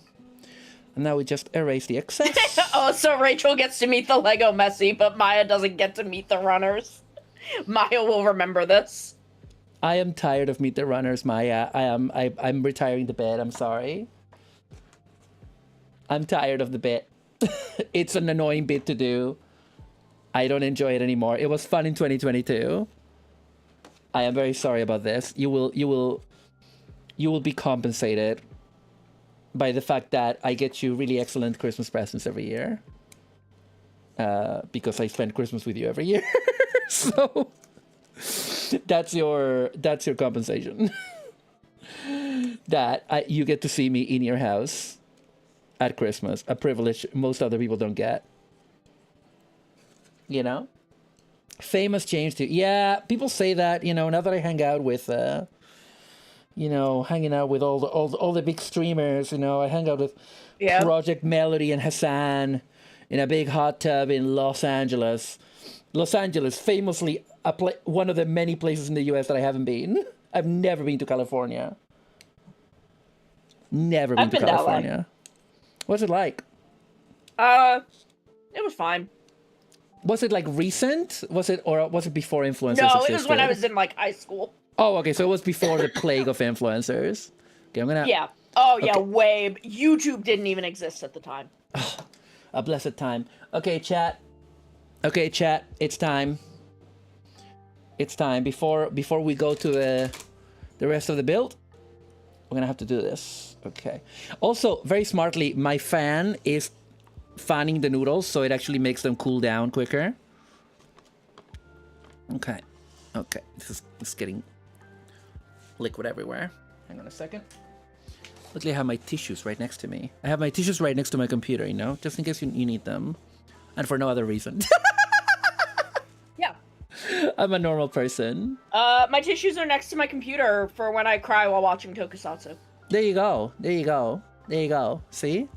Normal reasons. I'm so scared, Sono. But you're here with me. I am here. You're here with me, and I'm staring them. 7,500 Scoville units. That's a lot of units. That is. I think Tabasco is like 1,000. Something like that. But I mean, I do eat ghost pepper sauce sometimes, so you know, maybe it will be fine for me. Maybe not. It would kill me. It would absolutely. It would murder you. Destroy me. Yeah, it would. You would die. Yeah. I Maya, can't down in one. you It's get too us- hot. If you give $40 to Gamers Outreach right now, I will do a shot. I will chug the remaining liquid in my little wow. bowl of sweet and spicy tteokbokki. Also, this is too hot, as in too hot temperature-wise, for me to take in one go. I would burn myself. Okay, I'm so concerned. I'm so concerned, chatters. If I chug this, I will like throw up on my floor. But I'll do it for the children.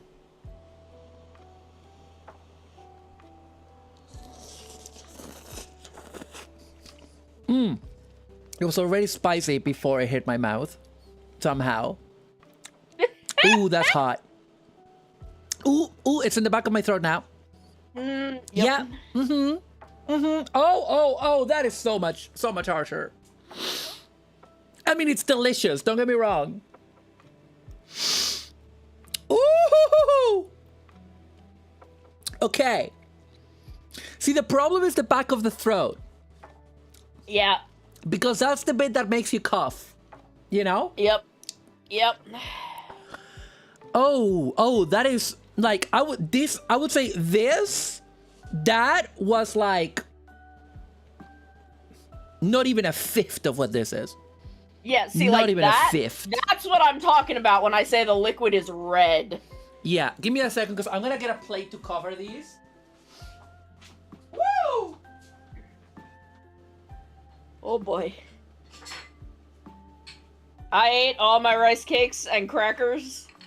I've still got an amount of the sauce left. Wow. Okay. That was not too bad actually. That wasn't it was much spicier though. It was much spicier. All right. I'm going in for a sec. I'll do 3 goes before getting started with the build. Oh my word. Sano, why am I doing this? I don't know.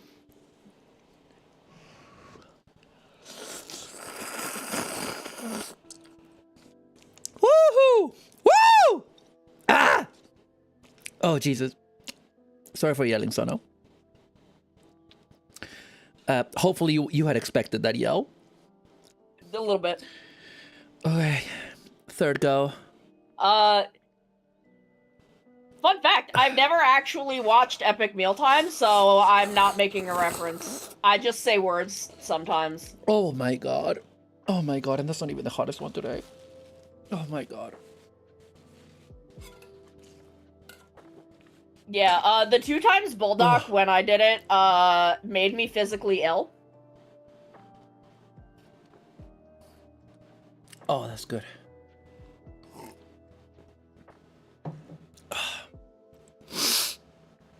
Oh. Ow. My tongue is still on fire. Oh. Get in here, Hado. Hado will not sit still because he's literally a perfect little round boy. Look at that. Orb. Ultraman. Yeah. I love Ultraman Orb. Good show. He's so good. Ah, Oh my come God. on. So I finished Ultraman Taiga recently. I watched the Ultraman Taiga movie, and that has all of the previous new generation guys in it. Oh, and so it has Orb. Yeah, Orb is there, being a silly little guy. Ooh, my lips. All my lads are there. Taiga's Nice. really good. Taiga's a really good show. Oh. Woo! Taro and Ow. Traeger getting divorced and Traeger taking it out on everybody else. Traeger making it everyone else's problem. Of course. Do they bring back the face actors? Yes. Oh, awesome. The movie has all of the new generation face actors. Oh, that's fantastic. Because, yeah, like, the face actors for Orb are really good. Guy is the only one from Orb that's in it. It is just the Ultramans themselves. Oh, right. So sadly, no Jugular's Jugular. No, but he is in the Juggler is in the Jeed and X movies. And also, like, he's like in one of the TV shows as one of the main characters, right? Oh yeah, Isn't he? No, he is part of the core cast of Ultraman Z. B1, 3, and 4. Oh, we need to watch more Ultraman. We do. We have so much to watch. We're making our way through season 2 of Slayers, chat. Oh, what a good show. Right now we're doing Slayers and Magi Ranger. Yeah, Magi Ranger is fantastic. I was already enjoying Magi it. Ranger's so good. Because, like, people are like, oh, this is too episodic, whatever. Like, I am ready to enjoy a show in whatever vibe it wants to do. And if Magi Ranger was going to stay on that episodic vibe, I would have been fine. Like, it would have been okay. It was perfectly fine being an episodic show. You know, Sentai's can be like that. Yeah. Changeman is largely that. But but now it's going bonkers. Yeah, Magi Ranger has like 3 main arcs, and the first arc is kind of that episodic setup, lulling you into a false sense of security arc. Yeah, traditional Sentai, I will call it, probably. Yeah. You know, which again, it's fine. It's you know, it's a default flavor that you know, it's a flavor sensation.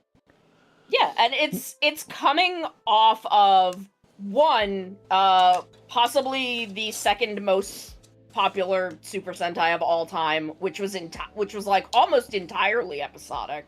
That was Deca Ranger, right? Yes. Yeah. Like legitimately one of the most well-loved Sentai of all time.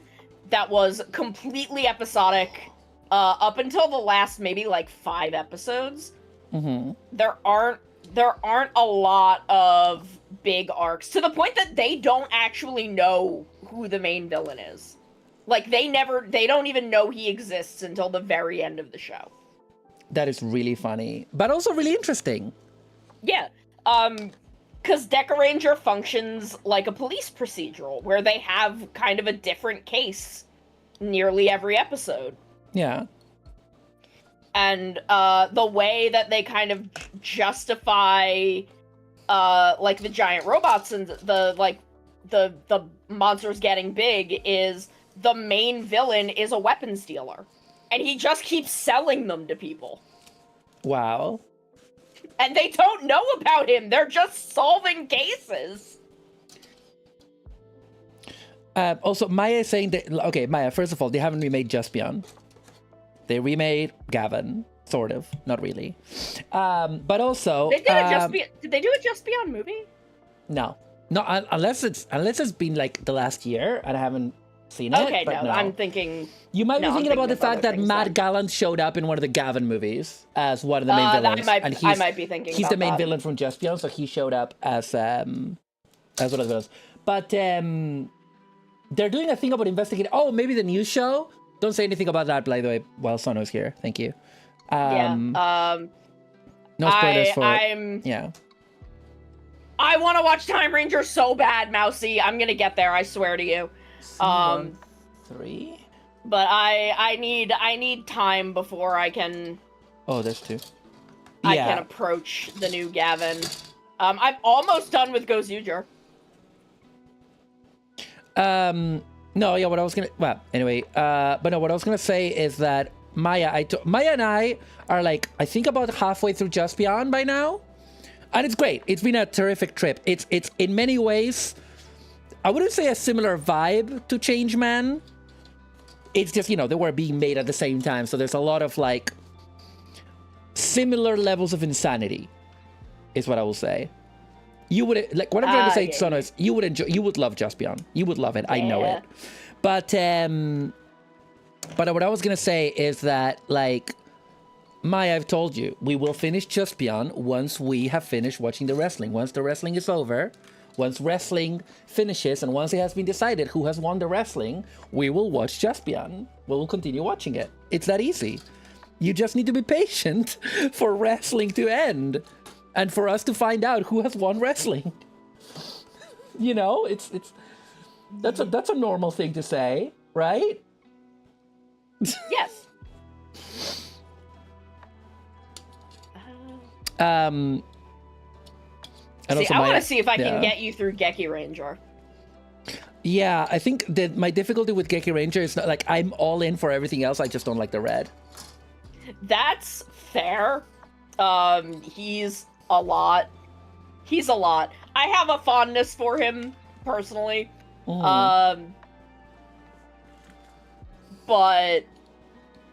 I want to see.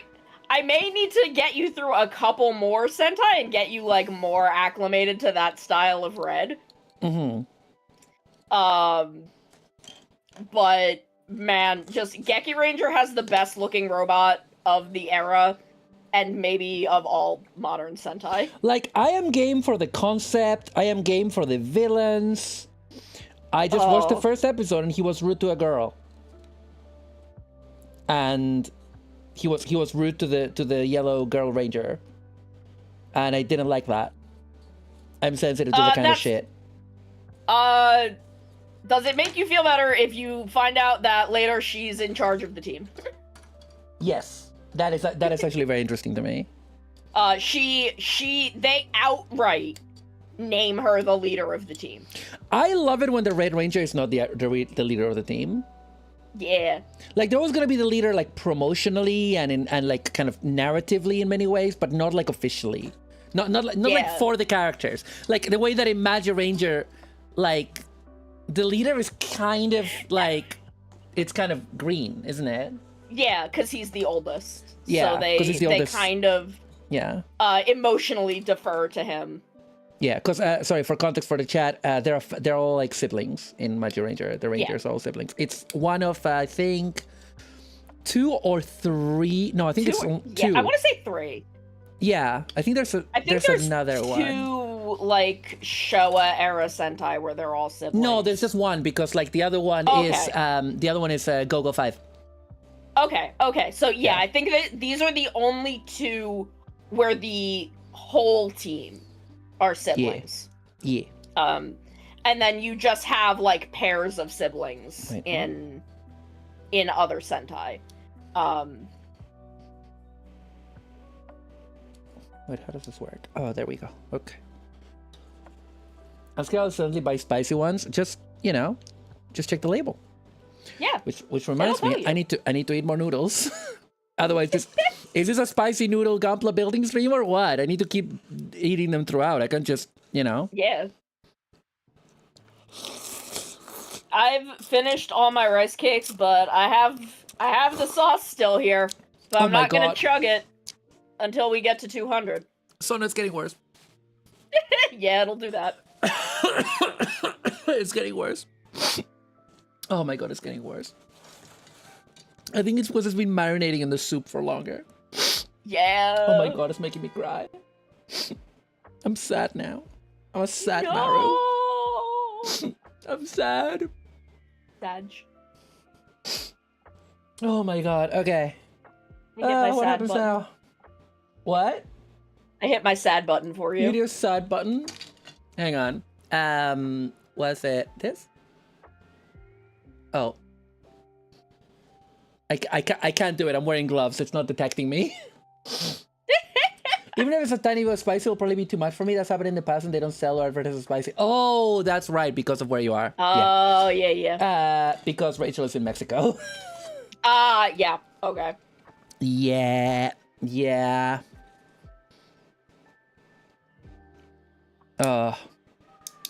Yeah, that is a problem if you're there. Can I? It's not really a Mexican thing, I think. Well, I mean, in Mexico, things are spicier in general. Is my understanding.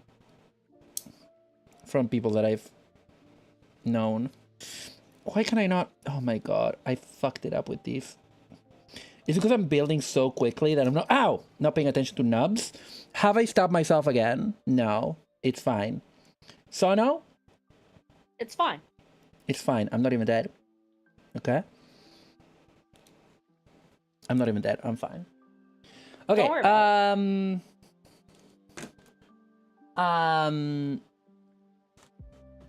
Right, what happens now? I get this guy and I plug this in somehow. Sorry, I didn't mean to tell you what Mexico is like to a Mexican. That's not what I was trying to do, by the way. I just realized that it might have come across as that, and it's not what I meant. It's not what I meant. All right, so that goes in there. Okay. With you to the... Oh, because that's going to rotate. Okay. And then we put in... the... Wait, what? Oh, like this? Okay. And then like that, right? And like that. And there we go. There's a harrow receptacle right in there. Oh, and that goes up. It's connection hole. Okay. You know, connection hole. You know, where it connects. Connection hole. You know, chat. You ever heard of a connect? God, I am terrible, Sono. I am evil. I am evil. My partner always tells me that, like, when I make a bad joke, she looks at me and she says terrible. Shakes her head. Hi, Grilson. Hello. Hello. Welcome to this stream of pain. It's me. I'm Bug. It's her. She's Bug. She's not the pain. The pain is the noodles. Oh God, I'm still feeling it, dude. I'm still feeling it. So then that goes there. You're so just vibing.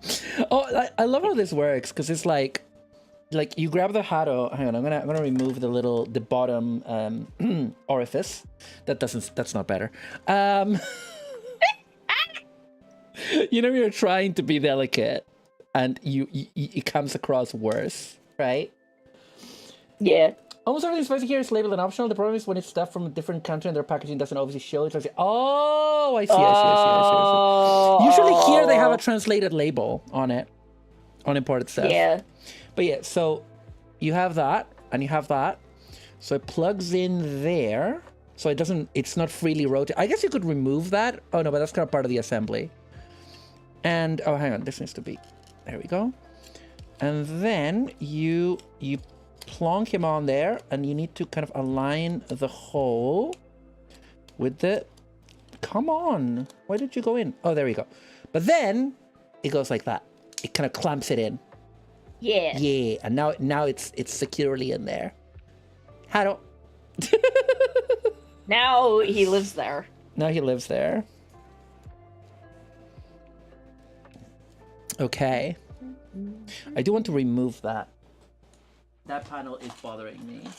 The fact that I didn't cut the... Like, I know these are kind of like fast builds. But listen. Professionals have standards. You ever watch the Team Fortress Meet the Team videos, Sono? No.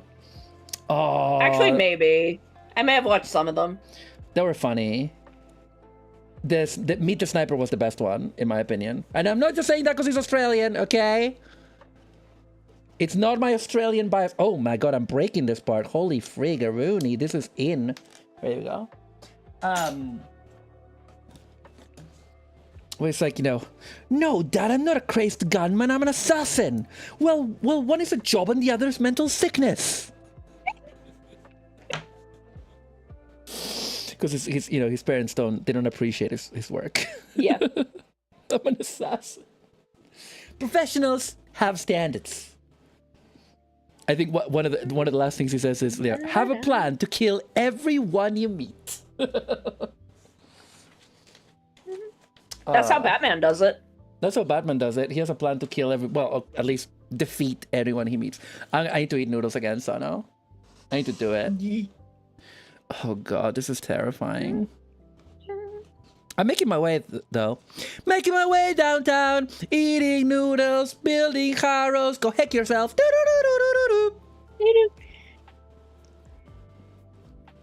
Okay. Oh god, they're evading me. Am I just nervous? I think I'm just nervous.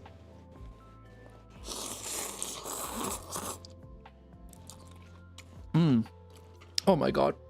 No. No. No. Oh. Oh, they're just very nice chopsticks. Oh.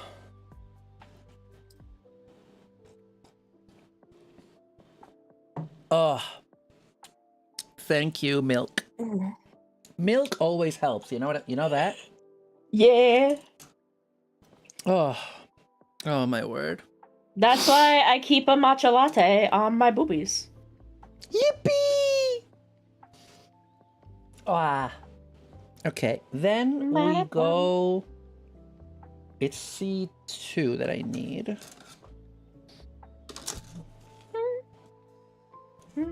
I've had this kit for years. I think I bought it at TF Nation in 2019 or something.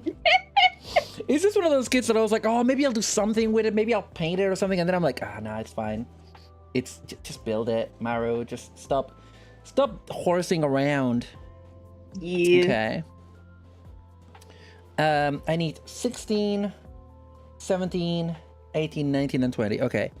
16, 17, 18, 19, 20. Oh, that's easy. Oh. Are we excited for the Ray Earth remake?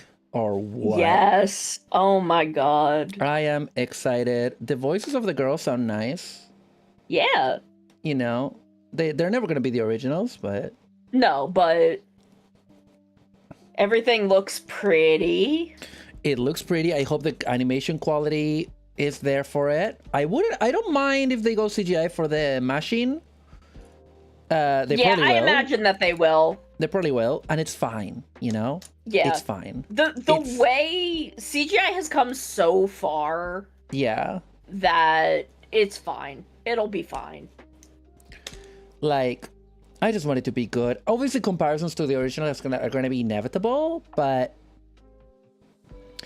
I would imagine, following trends, that it's gonna be closer to the manga, which means that it's gonna be really short because season 1 is like very little happens. Oh yeah. Like in the manga, it's like bam, bam, bam, bam, bam. Arrive with Zafiro, get at the machines, defeat Sagato, trauma. Yeah. Bam. It's you meet one person, it's just boom, boom, boom, boom, boom. We're dealing with it. Inova's not even there. He doesn't even exist. Yeah. They only fight Alcyone one time. Yeah. Alcyone is such a nothing character in the manga, which is weird. I know. Like when I read the manga, I was like, what? But she's like in the entire show. She's one of the main villains of the entire show. Yeah, they really hang on to her. Yeah. I guess because of that relationship to Zagato. Yeah. She's very easy to use for the in-betweens because of all of the... Because every other villain gets a redemption arc. Yeah. So with her, it's very easy for her to be the one that's like, yeah, no, I'm just gonna keep doing this. Yep. And we love her for it. She's such a tragic character in season 2. It's amazing. She is. She's a... Yeah, God. It's really sad. I love her. I love her so She's much. great. Y'all know how much I love her. Alcyone deserved the world. She did. And she got messed up by the world. Yeah. Zagato, come on, you have 2 hands. Oh. But yeah, no, the Ray Earth remake is coming out soon, chat. And we're gonna lose our minds. When is it coming out? Is it October? Or something like that? I think so. Because they did announce an air date. I think it's October. Well, we're gonna cover it here on the pod. Yeah. The podcast that this is. Sorry? You know us. We'll never stop. We will never stop talking about Ray Earth. We never will. It's 2026. When did this come out? Oh, this came out last year, so this was before the new air date was released. Oh yeah. I think the early was announced like last month or something at an event. Yeah. Okay, yeah, October. Yeah. We're gonna be so normal about that show. Yo, Yuki Kajira's doing the music? Who that? Hello? Yep. One of my favorite anime composers. What have they done? She did Madoka. Oh. Wow, Um, okay. You got my attention. She did Demon Slayer, which isn't something I care about. Let's see, anime films. Noir was the first thing that I heard her on, and for all of my varying opinions on Noir, the music slaps. Yeah. She did the music for the Tsubasa anime. Whatever 2007 Fist of the North Star anime there was. Wow. Can you send me the link for later? Because I'm gonna forget her name. Yeah. If you can send me the link she for did later. the music for Erased, which doesn't surprise me because the music was really good. Erased is really good. I highly recommend. I don't know it. Never heard of it. It's oh god, we should maybe watch that, but it's not Ooh, exactly there we go. a fun watch. It's really sad. It's Look at really his little sad and hand. tragic. Look at his little hand, his little Oh my arm. god. It's so Oh my cool and God. mechanical and kind of steampunky. It's Yeah. nice. Oh, you know what that means, son? Oh, more noodles. Yeah. Yeah, she did all of Demon Slayer, which good for her. Get that bag. Yeah.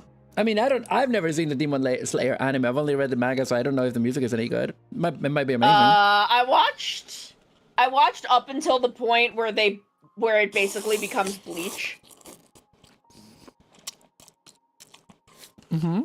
I don't know, I enjoyed it up to that point. So the music was probably good, but like the music she did for Noir and Tsubasa were great.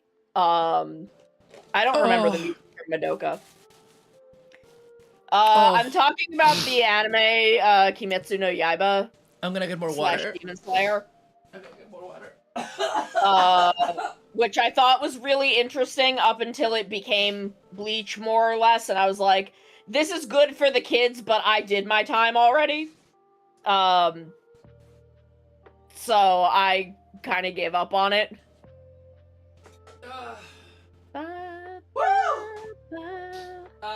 Yeah, my thing with like Bleach, not Bleach, Demon Slayer. When they introduced their version of the Gold Saints, whatever the heck they're called, Yeah. I was like, okay, that's typical. Whatever. My problem was not that. My problem was more like that all the interesting stuff that he had earlier on about the lore of the demons and about the compassion that Tanjiro felt for the demons and how that might mean that we need to start perceiving demons a bit differently, and that maybe just because some of them are irredeemably evil doesn't mean that all of them are, that kind of complexity, that all flies by the wayside, and it just becomes like fight after fight after fight after fight. And I'm like, okay, that's so uninteresting. That's completely uninteresting to me. I'm not Yeah, 12 no, anymore. the demons stop being an interesting thing and are just like a force. And instead I would rather watch Maji Ranger. Yep. I mean, I know everybody tells me, oh, the anime is better, and I'm like, listen, if the anime, if the manga the couldn't reason catch me, people say the anime is better is because it has really nice animation. yeah, which is fair, but I don't care. Like, I'm never gonna watch it. I'm never gonna watch Jujutsu Kaisen. Nope. More like generic Kaisen, am I right?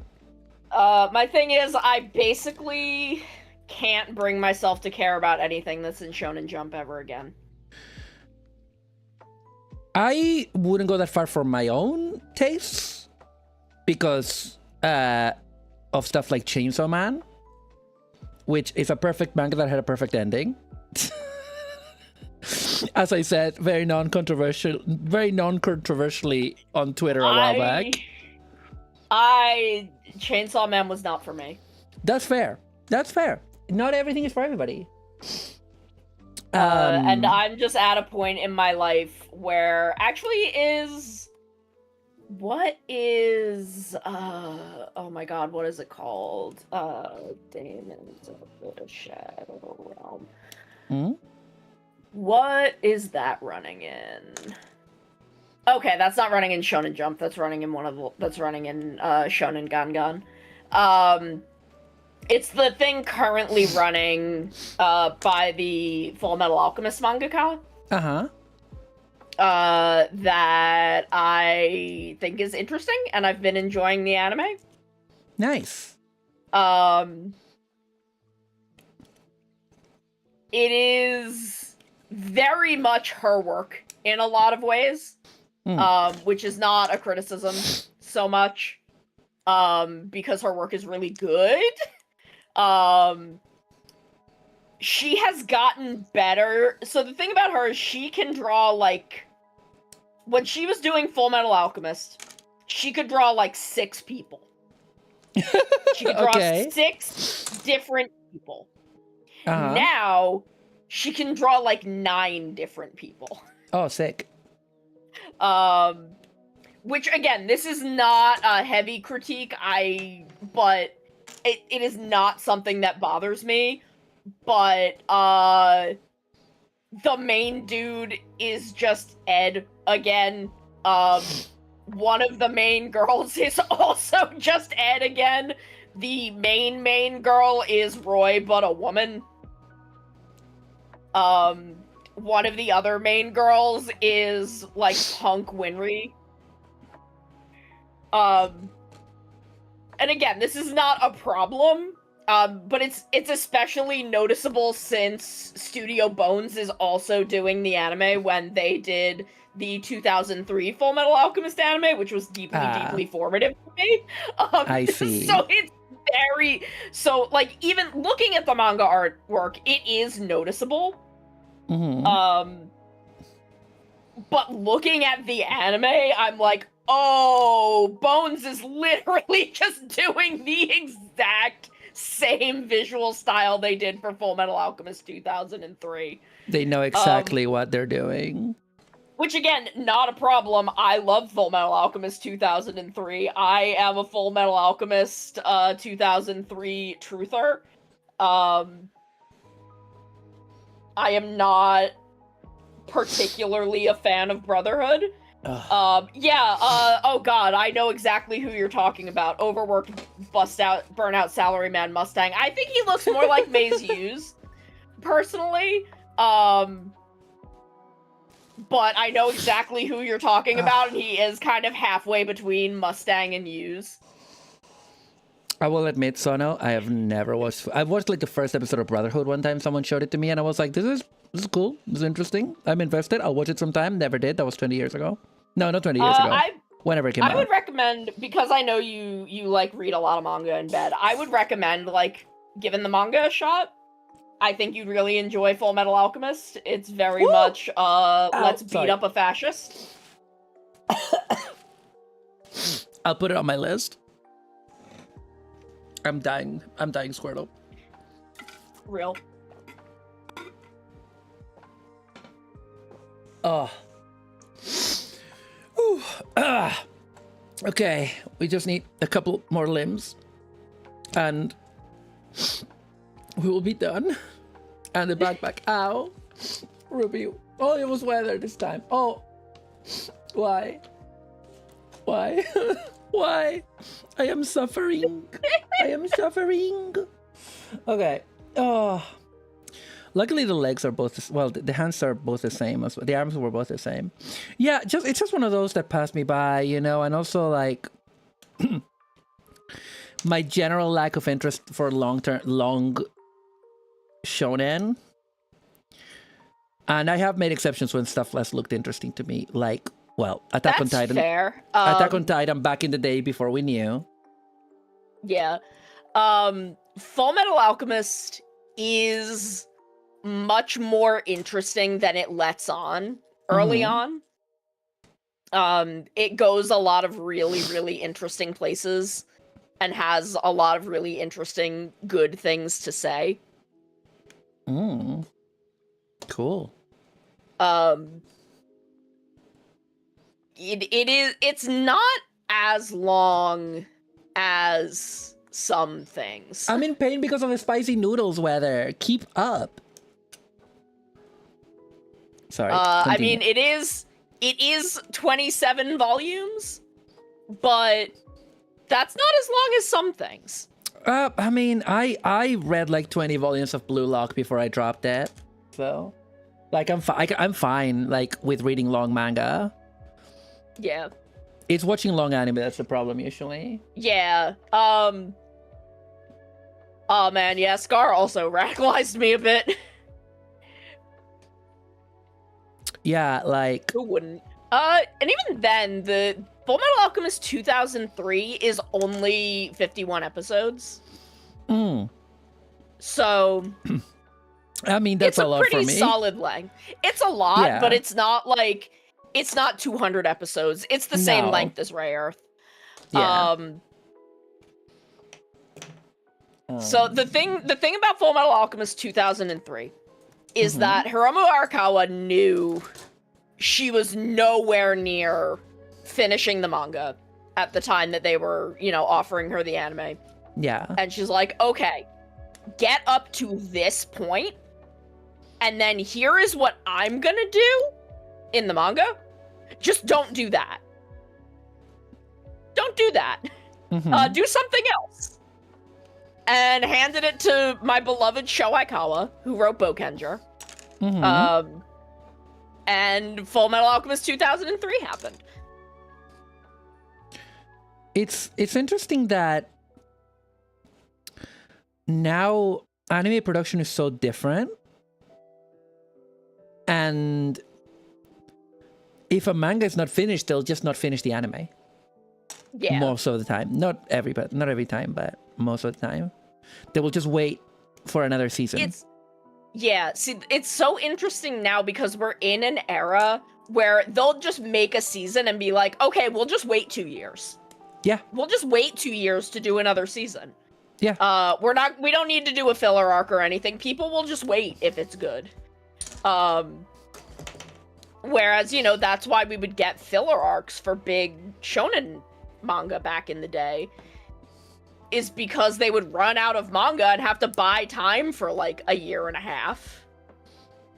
Although, in fairness, in a way, like, I lament that, because a lot of those filler episodes were just fun arcs or whatever. And I know people complain, but, like, for example, like, it's not uncommon, but it's rare. It's not uncommon, but it's rare. No, it is rare, but it happens that you'll find a Saint Seiya fan that will say, I don't like the Asgard arc, because the Asgard arc was anime creation to not catch up with the manga. Yeah. But honestly, it's very beloved. If I love it, Yeah. And that kind of thing can't happen anymore, and it's kind of sad in a way, Yeah, and I don't think it's impossible for it to happen anymore. It's just less common. Yeah. Like, again, One Piece will still do it because they just will not stop making One Piece. They can't stop on One Stop. I think probably Demon Slayer had some filler stuff go on because that one was so popular and made so much money that they're like, we can't take a break. We need that breaks, sick though. revenue. They did take breaks. Yeah, and they've made movies and stuff as well, so it might be... Yeah. Yeah, I think it's way more rare these days, definitely. Yeah, it's not completely unheard of, but it is a lot more rare. But, I mean, even going back to my Bleach days, there is an arc of Bleach that is literally about all of their sentient swords being like, hey, we don't wanna. We don't wanna. Nice. And like doing a whole rebellion. And it was better than what was going on in the manga at the time. And I mean, it was during a point in which the manga is literally kind of bad. We would be remiss. And that arc was so much better. We would be remiss not to mention the classic Dragon Ball Z filler episode of Goku and Piccolo try to get a license because Chi-Chi's like, Chi-Chi's like, when there's not a bad guy to defeat you, all you guys do is hang out and train and eat, get a job, and to get a job you need a driving license. So go and do it. And Piccolo's like, yeah, Goku, go and do it. And it's like, yo, you too. And they both had to go. It's really good. It's really good. I can't, it's literally one of the best episodes of Dragon Ball. Like, even think about the episode of Sailor Moon that I don't even remember the context of why they all go to some dance, and Ami walks over to Makoto and is like, hey, what's wrong? She's like, oh, guys don't want to dance with a tall girl like me. And Ami's like, dance with me. Like, may I have this dance? And you get that, like, sick sequence of the two of them dancing. Yeah. Because like, Ikuhara knew what he was. Because Ikuhara knew what he was doing. Because, and I will say this, and I know that this is not an unpopular opinion, but it's also a lot of people would kill me for this. I'm sorry, the 90s Sailor Moon anime is better than the manga. I'm sorry. It is. I went and read the entire manga a few years ago because I had never done that. And I'm glad that I did, because it is the manga is still a masterpiece. It still has a lot going for it. But honestly, the characters feel kind of flat in the manga. The thing about the anime is because they needed to stretch it for time and spent so many episodes on what people would consider heavy air quotes filler. Mm-hmm. They're episodes that build out the girls' personalities and relationships and make them people that you care about and love and want to see win and believe in. And that's it's consistent. why. Yes.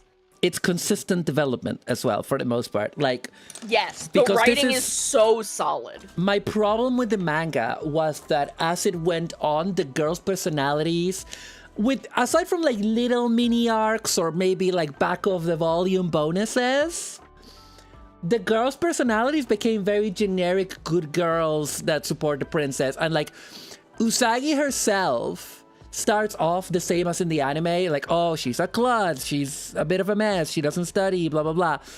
But by halfway through the manga, she's like, oh, the pretty shoujo protagonist. Oh, I'm in love. Oh, and it's like, that was always been an aspect of Usagi in the anime as well. But in the anime, she's still the same character behind that, under that. There are bits in the anime when you see, like, particularly, like, during, like, the Witches 5 arc, when Chibiusa first comes back and brings a letter from her mom. Yeah.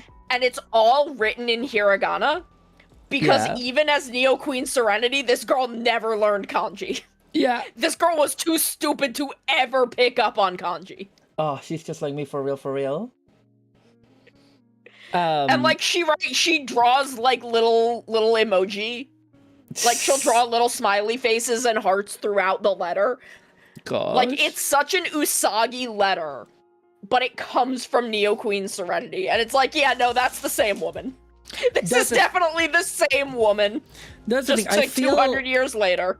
I feel like Naoko Takeuchi's entire thing is like she wanted to do the marrying the concepts of like magical girls, Super Sentai, and a kind of like romance fantasy, fantasy romance, like she was much more into the romance element, which is there in the anime 100%. It is extremely central to it, but it's not the only thing. And the anime really, really benefits by the fact that Toei just structured it like a Sentai. They just did. Yeah. And they don't even have any Sentai staff. I remember going back to check. I don't think they do. Yeah, no, I don't think they do. But, you know. Like, aside from some voice actors. Yeah, but no writing or directorial or producer staff that I know of. But yeah, no, it's I don't know. And because of that, like, I will go back and finish Crystal. I definitely want to see their take on Sailor Moon S. I've heard it's very good. Because also that's a good part of the manga as well. S was pretty good. I didn't watch the Supers or Stars movies. I watched the first Supers movie and it was pretty good. It was really good. But I watched pretty much up through S, and it was good. Like, S was the best of what I watched by a country mile. Cause Lordy, the original, like, Dark Moon Kingdom arc is bad. It's rough, and the animation quality was really bad in the original airing before the Blu-ray. Yeah. Oh god, it was so It was bad. so bad. It was so bad. I'm normally not a person that like gets too hung up on that, but even I couldn't make any excuses for it. I am someone who kind of loves when the animation is willing to get a little wonky. Yeah. But it was bad. Yeah. Like, yeah, it's... Yeah, and the thing is, like, the 90s anime was just a masterpiece, was like lighting in a bottle. You know, it was like the combination of, like, they were still doing fillers, they happened to have a weird director, who happened to make it very, very commercially viable, and so they were like, do whatever you want, Kunihiko. Yeah. And stuff like that, it's very hard to happen again. I have finished this model kit. Yeah! Look at it. Look at him. Look at him go. I love how steampunk... I didn't realize how steampunk this suit is. It's very very like... Look at his pipes. Yeah. Like, obviously, I speed built this. There's, like, no lighting other than that. But, yeah, it has good articulation, you know? Pretty decently poseable. The waist rotates. And if you're not careful, it will rotate the haro because they are connected. The haro can definitely rotate. And if you don't plug it into the bottom, you could definitely make it look up, but that's kind of harder. And you do get a knee. Very, very chubby legs. Love it when the legs are shorter than the arms. I love this big, like, cartoony shoes that he has. You know, it's like, yay. Yippee! It is a little near Automata. It is a little near Automata, isn't it? Although I think it came out before, maybe? It is a bit near. I do need to go back and play that game more. I know that I'm going to love it. Right. Okay. Well, let's put the parts in there.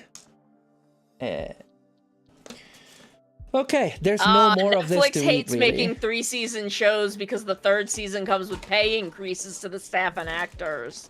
Yeah. Yeah, I love the centaur, the centaur cloth. Netflix hates making 3-season shows because the 3rd season comes with pay increases. Yeah. Sorry, I hadn't read what you were reacting to. Yeah, well, the thing about the cloth in the manga is that the cloths in the manga kind of are in some ways more logical, but they're simpler. So we finished this guy. And my intestines are not happy, chat. Oh, just wait for the next one. Oh, God. I think I actually need to go to the bathroom I need a bathroom break before we embark on the How has it been 2.5 hours? How? We're just vibing. I thought we were just at like the 1.5 hour mark. Okay, we're gonna go on a quick break, chat, because yeah, girl needs to go to the bathroom. But when I come back, we're doing the spicy ball deck. All right. Hiya, mommy. See you in a minute.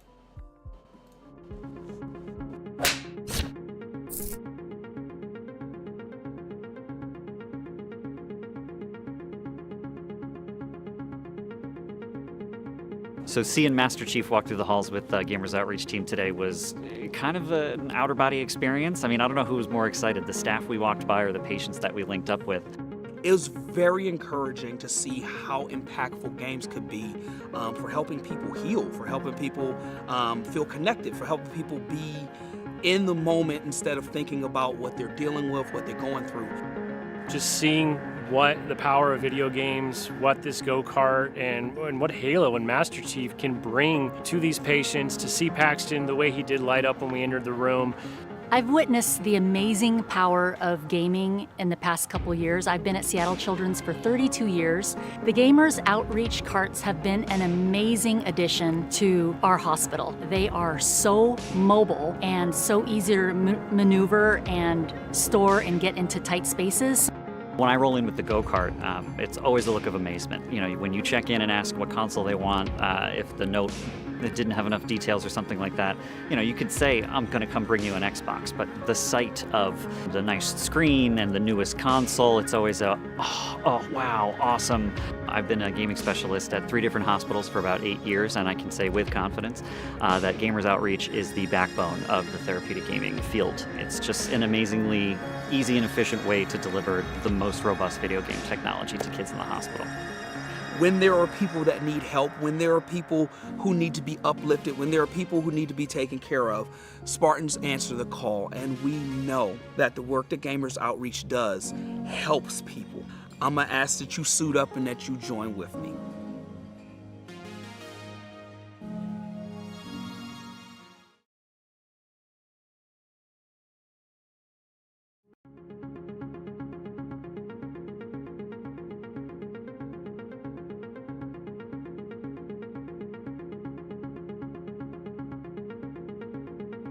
So seeing Master Chief walk through the halls with Gamers Outreach team today was kind of an outer body experience. I mean, I don't know who was more excited, the staff we walked by or the patients that we linked up with.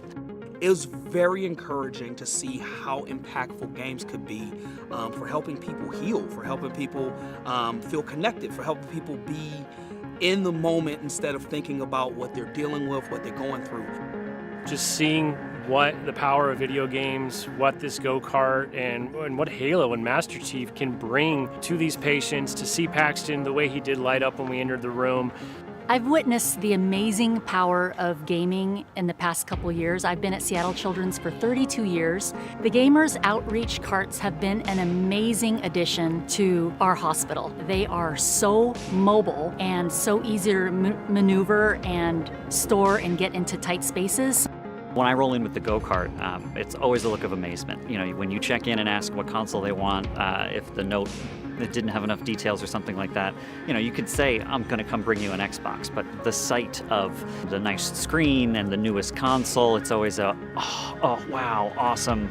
I've been a gaming specialist at 3 different hospitals for about 8 years, and I can say with confidence that Gamers Outreach is the backbone of the therapeutic gaming field. It's just an amazingly easy and efficient way to deliver the most robust video game technology to kids in the hospital.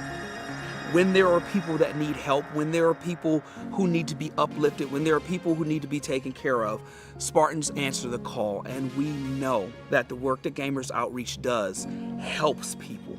I'm gonna ask that you suit up and that you join with me.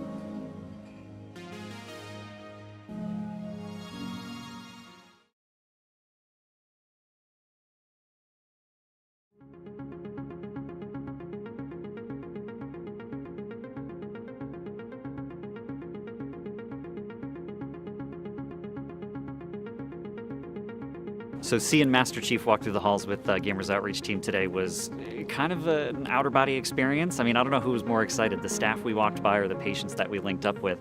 It was very encouraging to see how impactful games could be for helping people heal, for helping people feel connected, for helping people be in the moment instead of thinking about what they're dealing with, what they're going through. Just seeing what the power of video games, what this go-kart, and what Halo and Master Chief can bring to these patients, to see Paxton the way he did light up when we entered the room. I've witnessed the amazing power of gaming in the past couple years. I've been at Seattle Children's for 32 years. The Gamers Outreach carts have been an amazing addition to our hospital. They are so mobile and so easy to maneuver and store and get into tight spaces. When I roll in with the go-kart, it's always a look of amazement. You know, when you check in and ask what console they want, if the note that didn't have enough details or something like that, you know, you could say, I'm going to come bring you an Xbox, but the sight of the nice screen and the newest console, it's always a, oh wow, awesome. I've been a gaming specialist at 3 different hospitals for about 8 years, and I can say with confidence that Gamers Outreach is the backbone of the therapeutic gaming field. It's just an amazingly easy and efficient way to deliver the most robust video game technology to kids in the hospital. When there are people that need help, when there are people who need to be uplifted, when there are people who need to be taken care of, Spartans answer the call, and we know that the work that Gamers Outreach does helps people. I'm gonna ask that you suit up and that you join with me.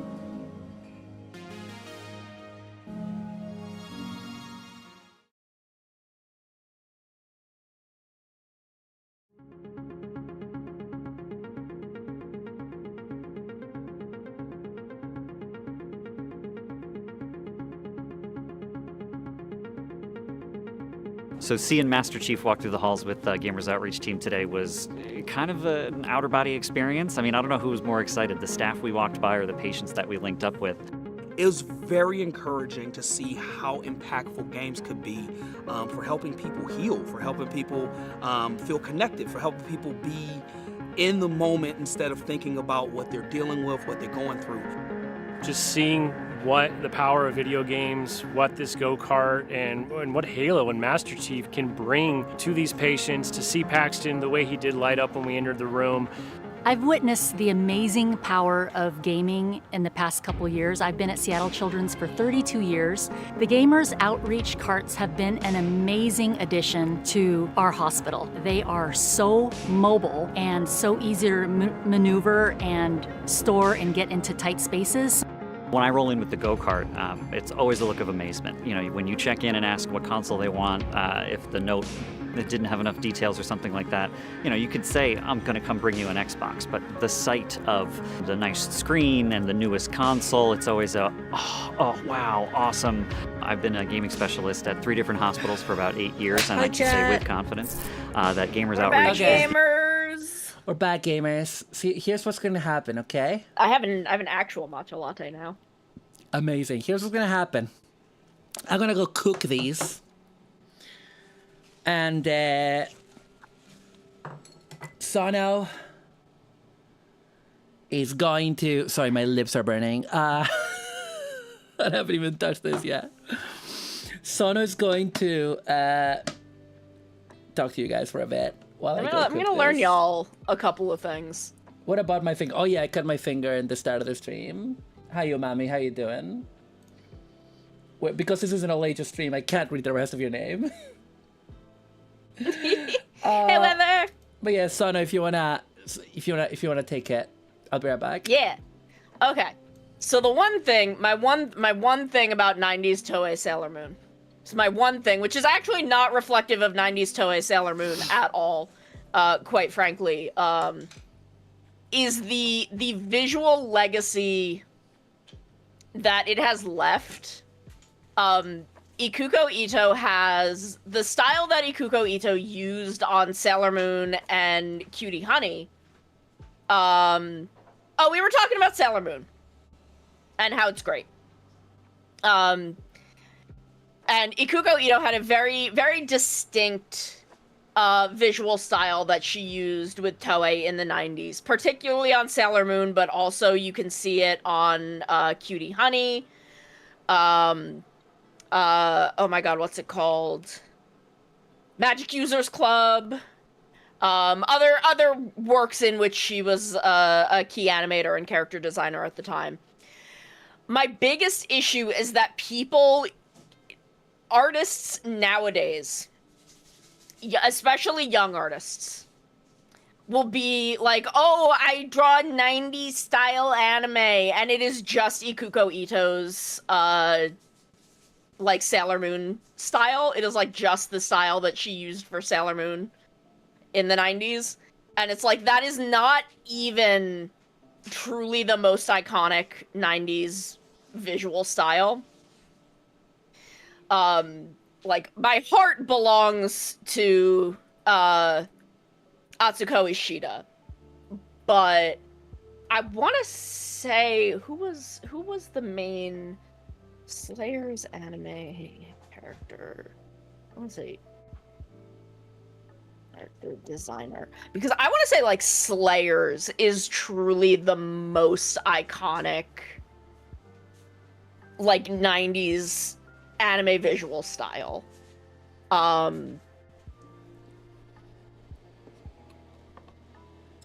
Where's the staff? Let's see. Episode director, storyboard, blah, blah, blah, blah, blah, blah, blah. It's all scripts and storyboard artists. Bless you, Megumi Hayashibara.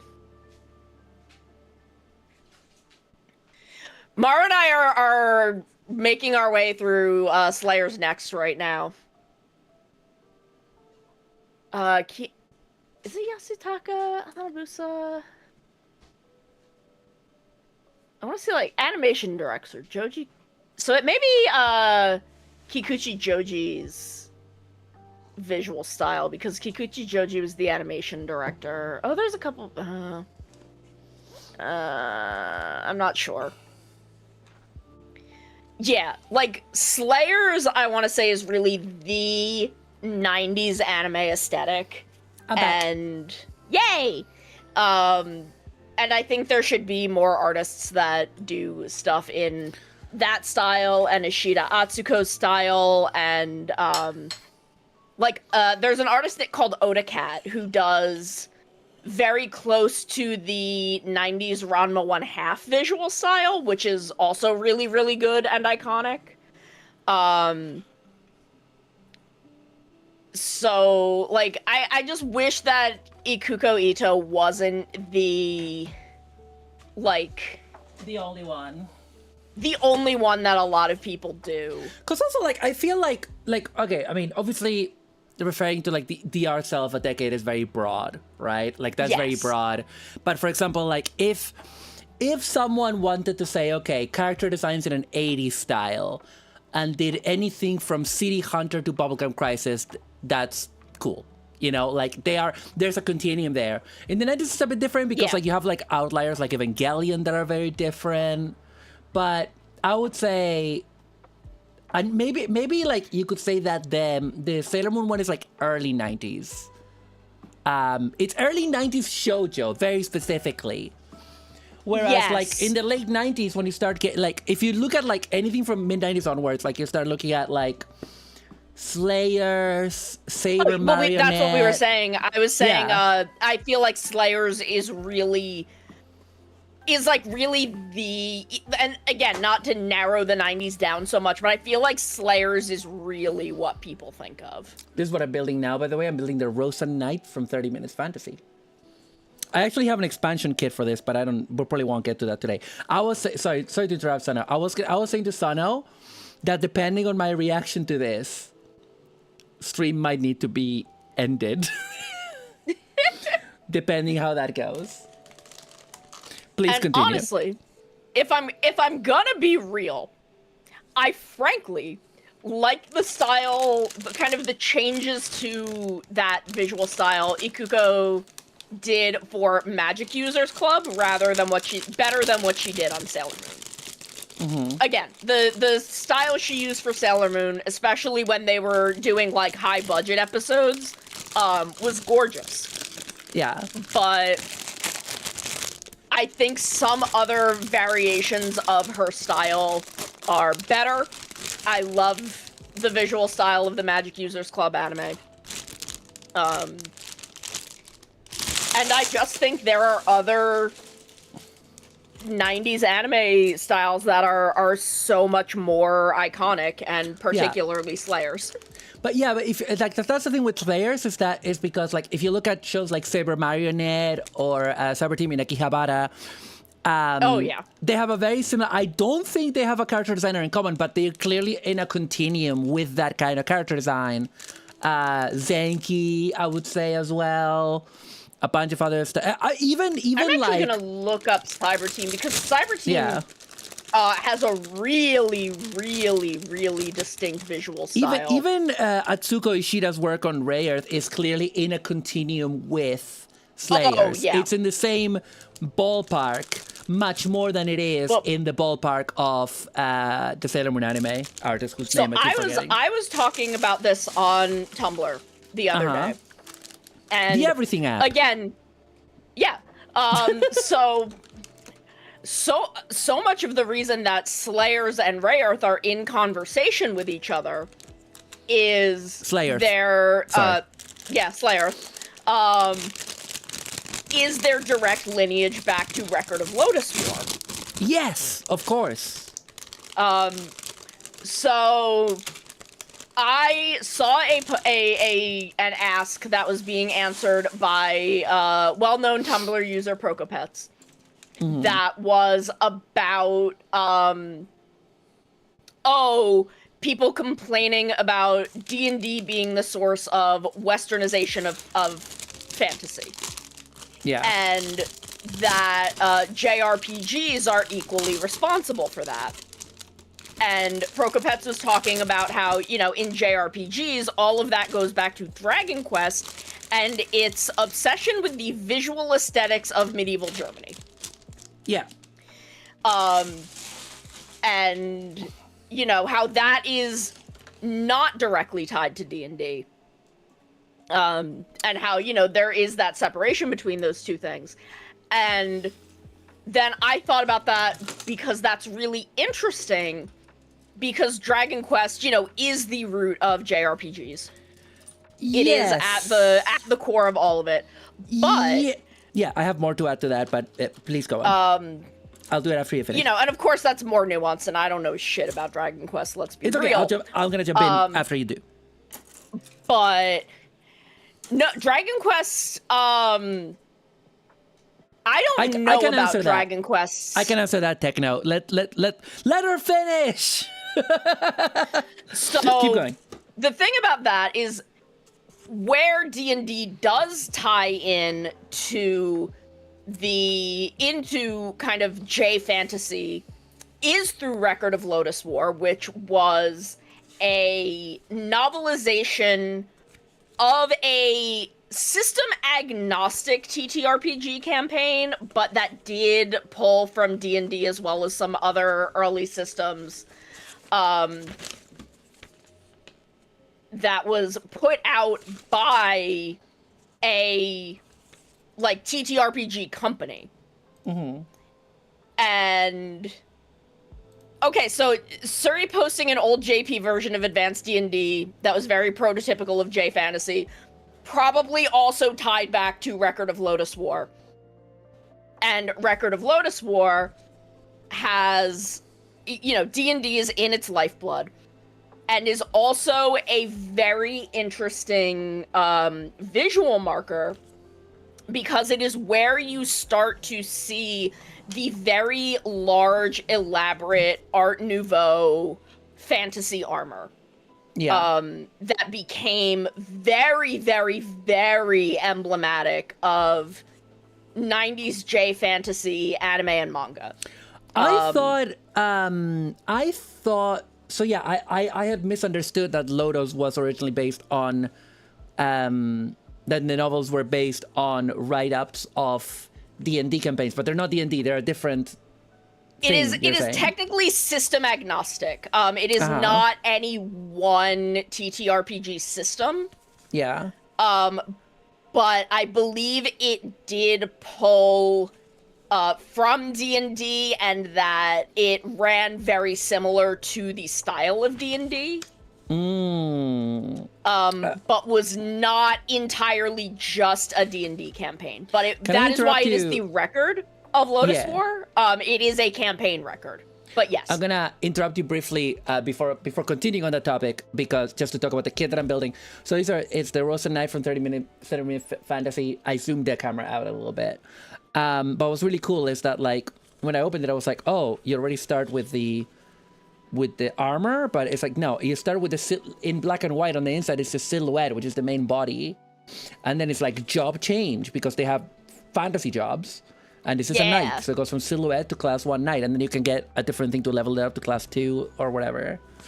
So that's cool. I don't know. This is my first 30 minutes fantasy kit. So, okay. Yeah. Anyway, but what I was gonna. Oh, sorry. No, you continue. I do have one more bit, and the thing about that visual, that Art Nouveau style that came from Lotus War into things like Rayearth, into Slayers, into the Atelier series, which does move over into video games. Toriyama, from what I could see, now again, I don't know a lot about Dragon Quest. I do not have encyclopedic Dragon Quest knowledge. 80s Dragon Quest does not seem to really incorporate any of that Art Nouveau style. And I only saw it in a little bit of his 90s Dragon Quest work. So that visual legacy of J Fantasy through the 90s of having the very big, elaborate Art Nouveau armor and illustrations and all of that, that is a legacy of Record of Lotus War. Entirely. And it fits in with Dragon Quest and why you probably see it in some of Toriyama's 90s art. Not a lot of it. I only found like 1 or 2 pieces.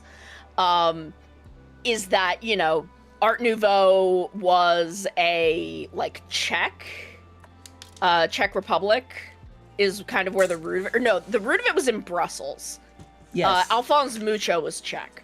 But the root of it was in Brussels. So there is a lot, it is kind of in that same area as, it's kind of all around Germany.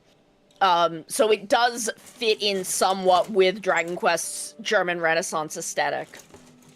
But, there is an amount of the visual legacy of 80s and 90s J Fantasy that is equally a result of Record of Lotus War as it is Dragon Quest. What I was gonna add to that, so I'm not the most knowledgeable on I am a genius, but I'm not the most knowledgeable on this topic, but I can shed a bit of light on some things. First of all, yes, that ornate, extremely detailed form of fantasy artwork, I am very curious to trace its origins from Lotus War backwards, because I think what I see is, because people forget that people are talking about the westernization of RPGs and stuff like that. We forget, I feel like people are very quick to forget that even before the internet, Japanese culture was in conversation with Western culture, more in a one-way direction, really, because we weren't getting a lot of their stuff, but they were getting a lot of Western stuff translated. This is why I always get angry when people say Gainax didn't understand what they were doing with Evangelion. They just thought the symbolism looked cool, and it's yes, but also you do realize that books on biblical esoterica were translated into Japanese a lot, and that Hideaki Anno has clearly read those books based on how he uses the symbols, right? He's not he knows what the symbols mean. Yeah, it's a very patronizing way of looking at Japanese people. Well, it's so years ago, little less than 10 years ago, when I went back to college, and I was doing a media studies degree. I was in a class that I had to, write a research paper, and they gave us a list of topics, and one of them was, Western, more or less American versus Japanese animation. And I saw that topic and I was like, oh boy, do I have a thing to tell you, because they're the same fucking thing. Walking in circles for the past 100 years. Sona, please don't swear. Oh my god, I'm sorry. You're fine. Just be careful. Watch yourself. It's one of those things where, like, my blood starts boiling. Yeah. Because a 19-year-old we presented with that topic is just going to tell you about how anime is the greatest thing ever made. Yeah. But I mean, me... anime is pretty good, but yeah. Yeah, but me, a 30-year-old with a bachelor's degree in comics, that studied comics history, that had very recently bought a book on Tezuka that I used as a source for this paper because I had it, was like, they're the same thing.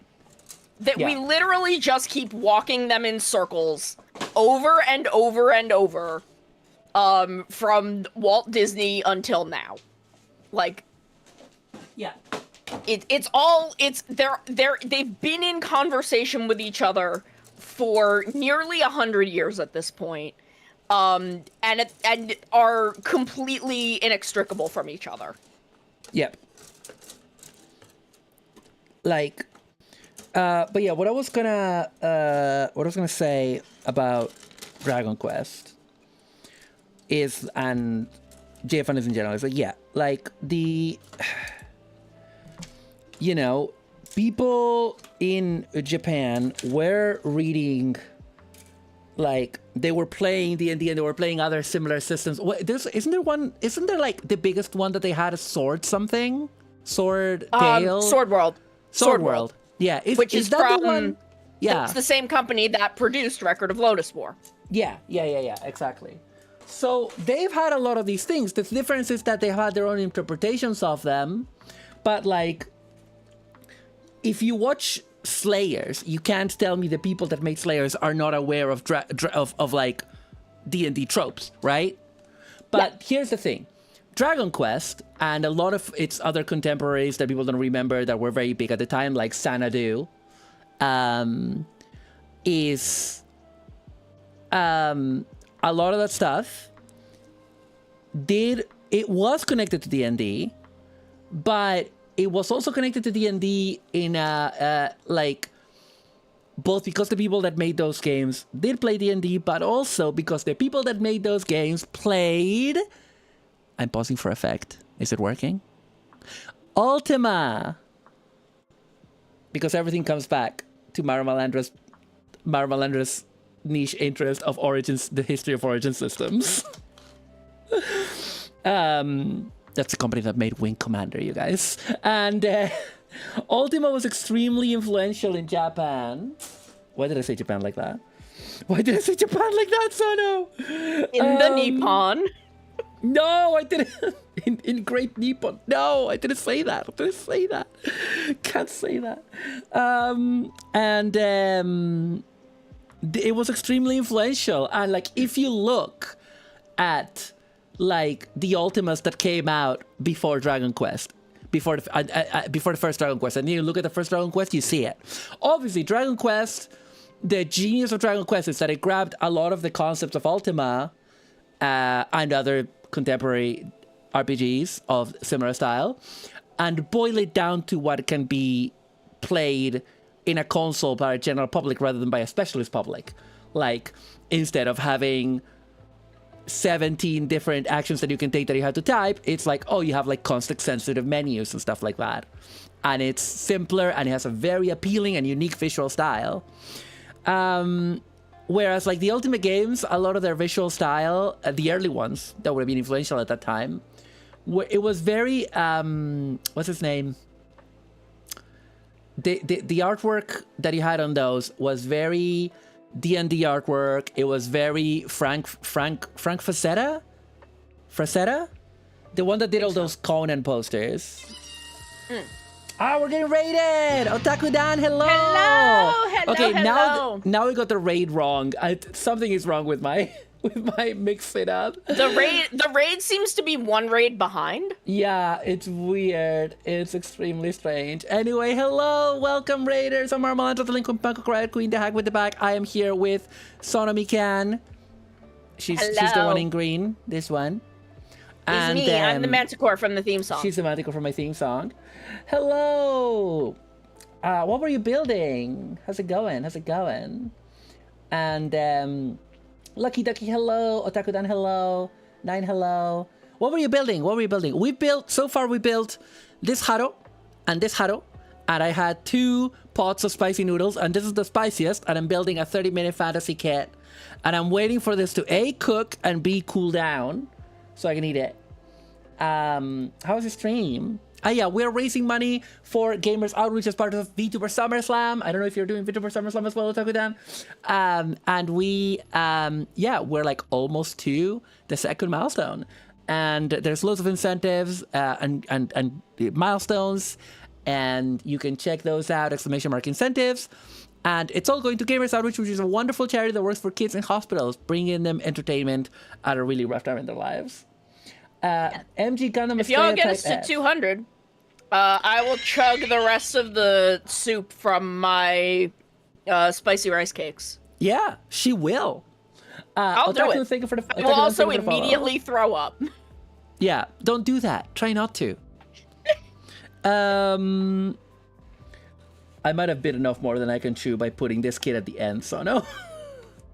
No, because it's complicated. This is a simple kit. For someone like me, especially, that's actually made custom kits. Not to pick myself up, but I am kind of a genius. It's just because, like, I am starting to flag. Although my stomach has settled, it's getting ready for the bull deck. It's getting ready for the bull deck, mate. It's gonna happen, Sono. The bull deck is gonna happen. Yeah. I should have brought up more crackers. I'm out of crackers already. A14. I've got 2 more sitting in my soup, but I'm out after that. Oh. But yeah, anyway, to conclude, to bring that conversation to a close, there's definitely more information out there.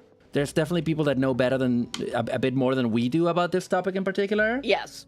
But it is a really interesting topic to look at, like 70s and 80s Japanese fantasy magazines and how that connected to, in the 80s, you start getting fantasy, a lot more like high fantasy, like Western fantasy style anime and video games.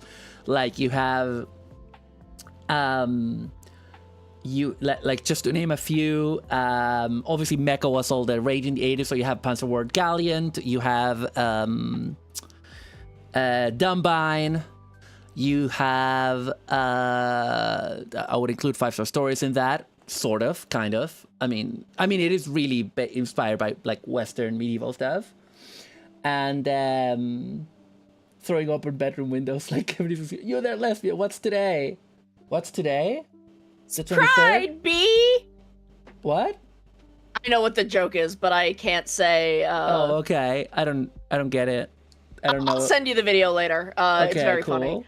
But I'm not swearing.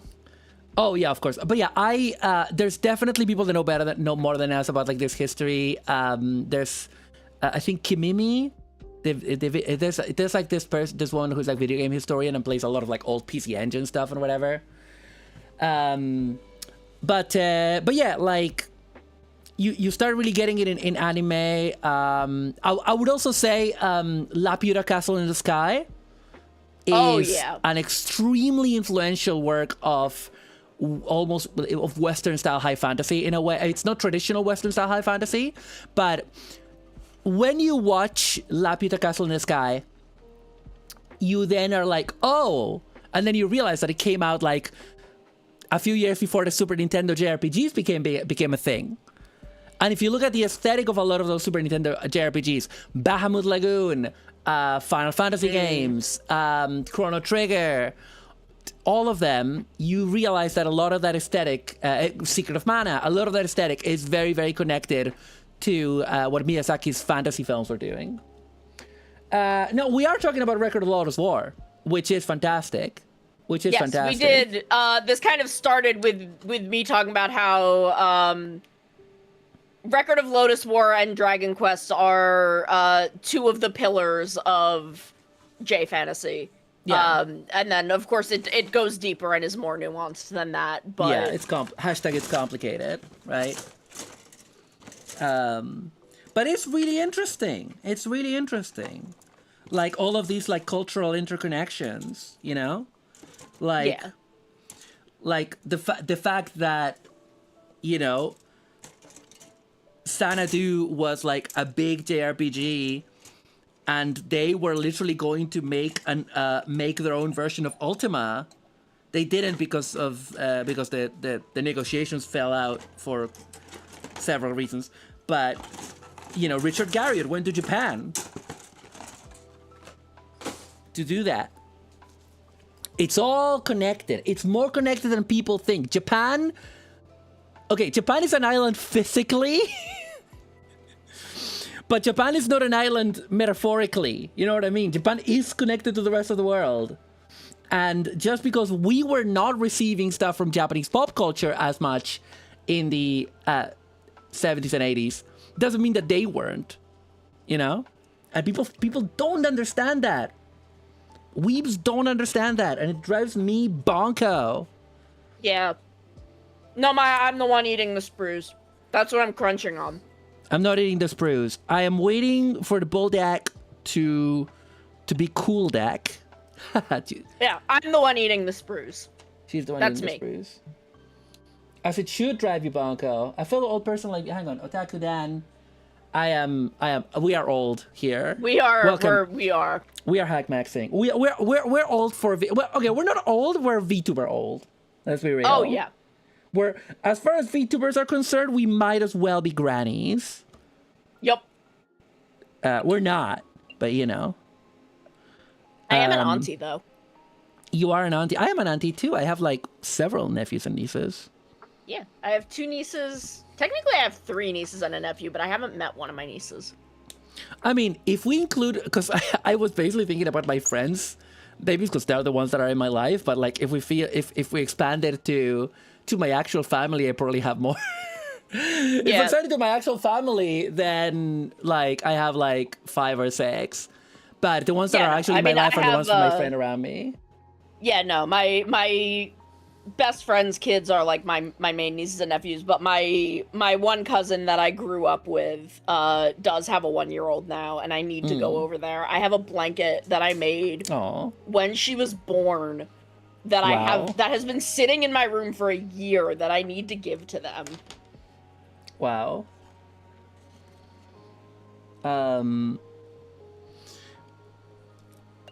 But yeah, like the more that you look into it, the more you find in terms of like in terms of seeing the kind of fantasy stuff that was kicking off in Japan in the 80s, and it's really interesting stuff. D21. Oh, this one. Okay, this is a bit more complicated than some of the 30 minutes kits that I've done. Yeah.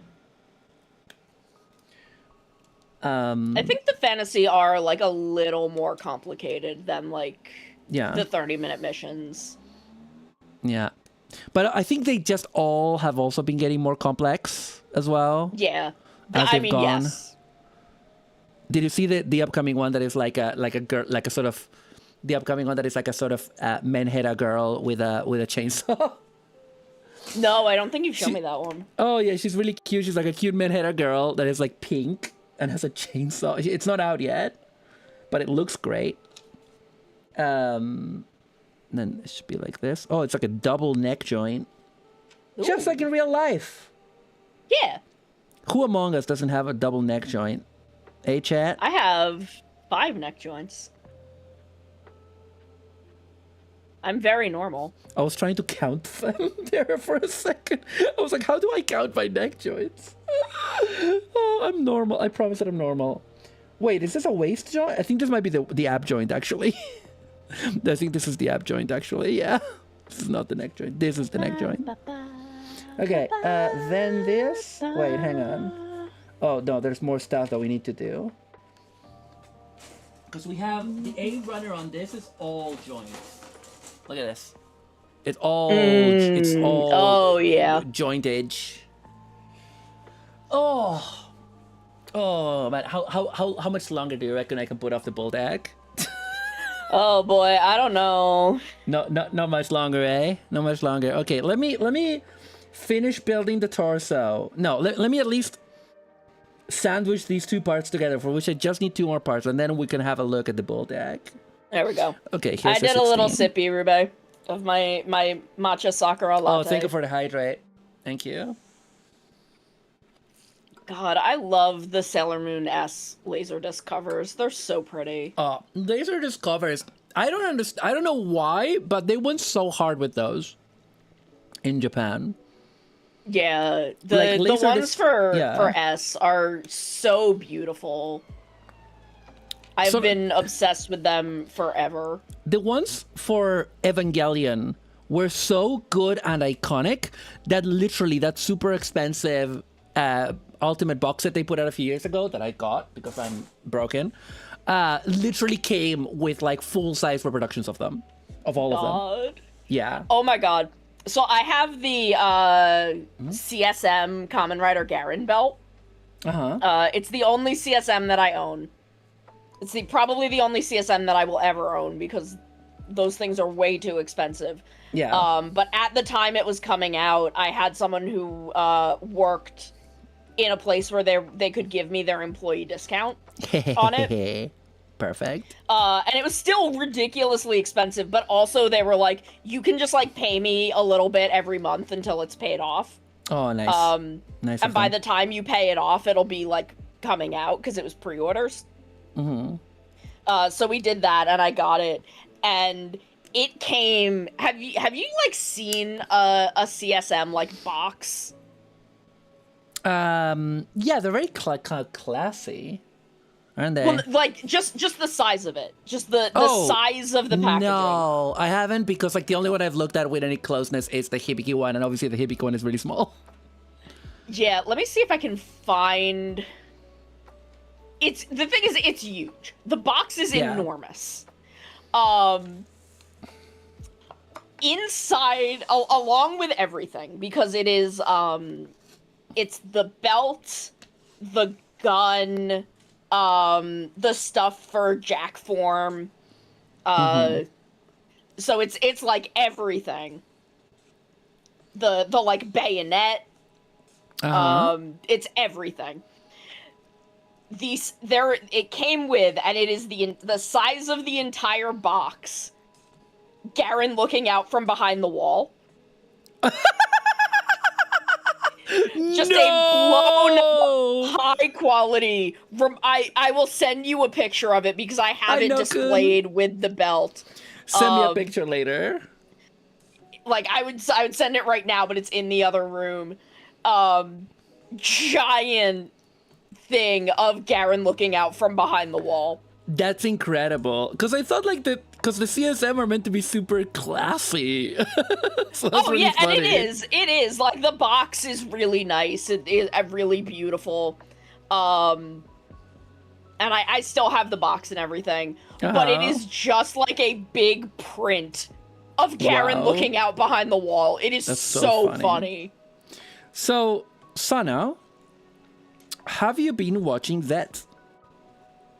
I am very behind on Zets because of the fact that Zets keeps triggering some PTSD. Oh, sorry, I forgot. It's fine. I can like talk about it. It's fine. They do use a lot of real guns. Use a lot of, because it is like a spy 007 thriller kind of thing that is very geared toward the American audience because they're simulcasting it. They use a lot of real guns, and a lot of people get shot with them and die. And I have been in situations. Let me ask you. And I get very freaked out. Have you seen the third rider? Yeah. The one played by Amano Kosei? The one played by Kamen Rider Garen. And Yeah, the one played by Amano Kosa. Yeah, my yeah. my beautiful Yeah. beloved husband. yeah, which I didn't recognize because they bleached his hair blonde. Yeah, they bleach his hair out. Oh no, I am face blind to so many people, but I have had a photo of Sakuya Tachibana as my phone wallpaper for the past like 15 years. So I see his face like constantly all day, every day, and they pan up him. This is actually very funny because I watched this at the same time as another episode of Goes Yujira, and the same thing happened. It wasn't him though, but they pan up him, and I literally like sit bolt upright in bed, and I'm like, that's my husband. I've only seen him before. I've only seen him because I haven't seen Blade yet. So I've only seen him in Force as the. No, you've also seen him in King Oger. Wait, who was in King Oger? He was one of the 4 generals. He was the human face one. Yeah, he was the one that could become that had like that ridiculous hat. Yeah. Yeah, he was the one that was dead. Oh yeah. Yeah. And you remember the former queen of the Dabowski's country? Uh-huh. That's his IRL wife. That's really funny. So that scene of the two of them sends me.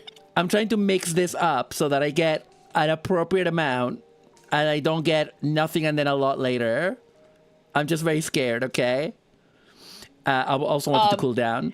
But at the same time as I was watching that episode of Zets, I watched... So there are a lot of previous Sentai actors, and frankly, just a lot of previous Toku actors in Goes Yujira. So they're just all over the place. One of a brief recurring major villain is played by Blue from Go Busters. And they pan up and they show his face, and I'm like, that's Blue Buster. They changed his hair, but I know that's him. And I looked it up, and I'm like, yeah, I was right. For some reason, I don't know why he's burned into my brain, but he is. I need to interrupt you, and I want to keep talking about Zeke because he's, I think, my favorite character in Zets. But I love him. But I need to do this because Chad is getting rowdy. Sano. Chad are losing their minds, and I need to rein them in. And by Chad, we mean Maya. By Chad, we mean Maya. No, but I like saying Chad are losing their minds because it makes it sound like I'm a huge streamer. When like I am just a niche micro celebrity for my wonderful audience that I love. I'm not trying to demean you guys. I'm not gonna doubt anyone. Anyway, hi Sasquatch. I am doing this spicy noodle and gunpla. I promise this. I built 2 gunpla already. I'm building another one. This might kill me. Okay. Yeah, I will say, when I had these, they made me sick. They made me physically ill. Like immediately? Not immediately. Okay, that's scarier. But I was only able to eat like a little of it, and I felt really bad. So you're saying I should have like a little bit? Yeah. Not like a huge amount. All right. Okay. Oh, the doubt. The doubt. Okay, here we go.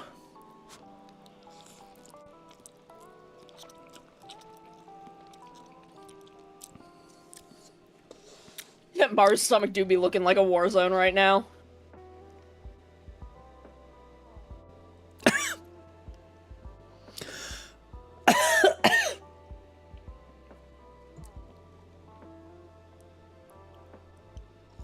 Spicy is the flavor.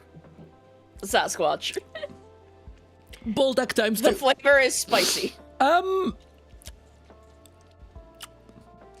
That does not feel like 1/4 spicier than the last one. That feels twice as spicy as the last one.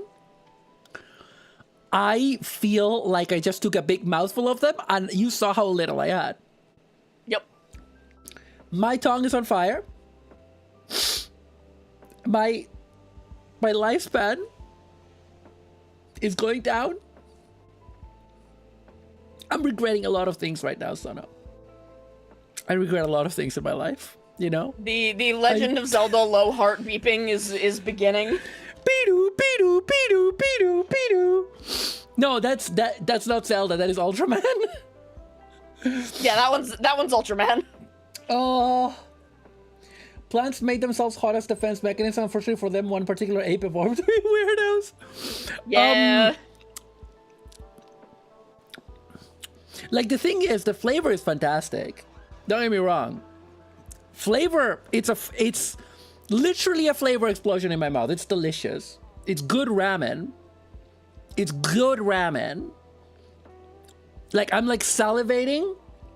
Because in part, that's what the chili does. That's what really hot chili does. It makes you salivate a lot. Yeah. But also, like, it is delicious. I want to eat more. But at the same time, there's like, part of me is like, wow, delicious. Want more. Very yummy. And one part of me is like, no, poison. I am not going to touch my eyes. Kill you. I have done that before. One time I was cutting some chilies. Oh God, I've done that. And my eye was itchy, and I scratched it. And I didn't know, actually. In my defense, I didn't know that was a thing because I didn't grow up with around chilies. So, one moment. Oh, the burping has started, Sana. Ooh. I didn't know a burp could be spicy. What? Yep. Uh-huh. How? Mm-hmm. How could a burp be spicy? Because the spice still in your throat. I'm gonna give myself sad face to reflect where I'm at. I'm gonna take another go, Sano. I believe in you. Can I ask you for a favor? Mm-hmm. Remember me as I was. I will, baby. Remember me as I was. And a gay idiot. Oh my, is my hand turning red? Oh my God. Lionel Messi, don't look, honey. Look away. Look away. You too, Hannah, look away. Don't look. You can't see this. A woman is about to die. Okay. Down the hatch.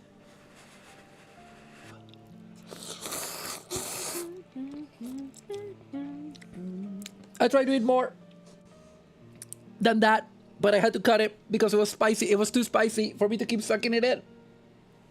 Yep. Oh, the milk. Oh, sweet alkaline, or whatever it is. However it is, the chemistry works.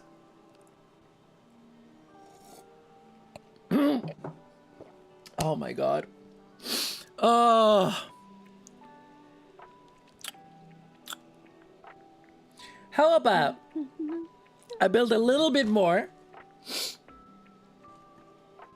Maybe finish the torso proper. I have another one of those and then we read out. Cause Oh God.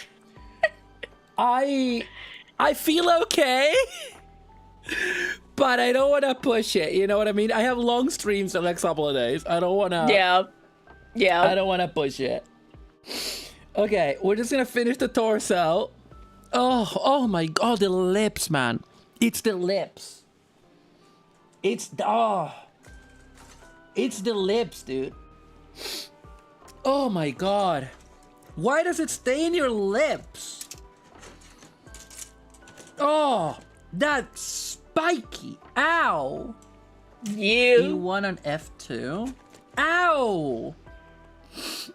Ow. Oh my God, I forgot that I was looking up the CSM Garen buckle. Ow. To see if I could find something that showed like the size of the box. And I forgot that the instruction manual is made to look like it is an instruction manual that you're getting from board. Oh, from the company in the story. Oh my gosh. Where's this runner? Oh, it's this one. Okay. And I still need A, and I still need D1. Where are they? Oh my god, I found a picture of Amano Kosei wearing the belt and holding the gun. Oh. I love this man. Oh. Just because you know the gecko who escaped their eyes moist by licking them. Remember me how when I would do a wing challenge, it was worse when I went to wash up after and had the hot sauce flare up again. Yeah. Oh, yeah. These are... Chat, don't do this. I'm a professional, okay? Don't do this at home. I'm a professional. I have supervision. I have a personal physician here with me in the studio. It's me. I'm Sono. a physician. I'm a doctor. Sono's a doctor. This is not medical advice. I'm just covering my bases. Oh. Oh, right. She also did the Dot Hack soundtracks. I forgot about that. Dot Hack. You know who's real into Dot Hack? Giselle. Giselle is real into Dot Hack. If you ever want, if you like Dot Hack and want to talk to someone about it, she did the Xenosaga movie, or she did some Xenosaga music apparently. Oh, nice.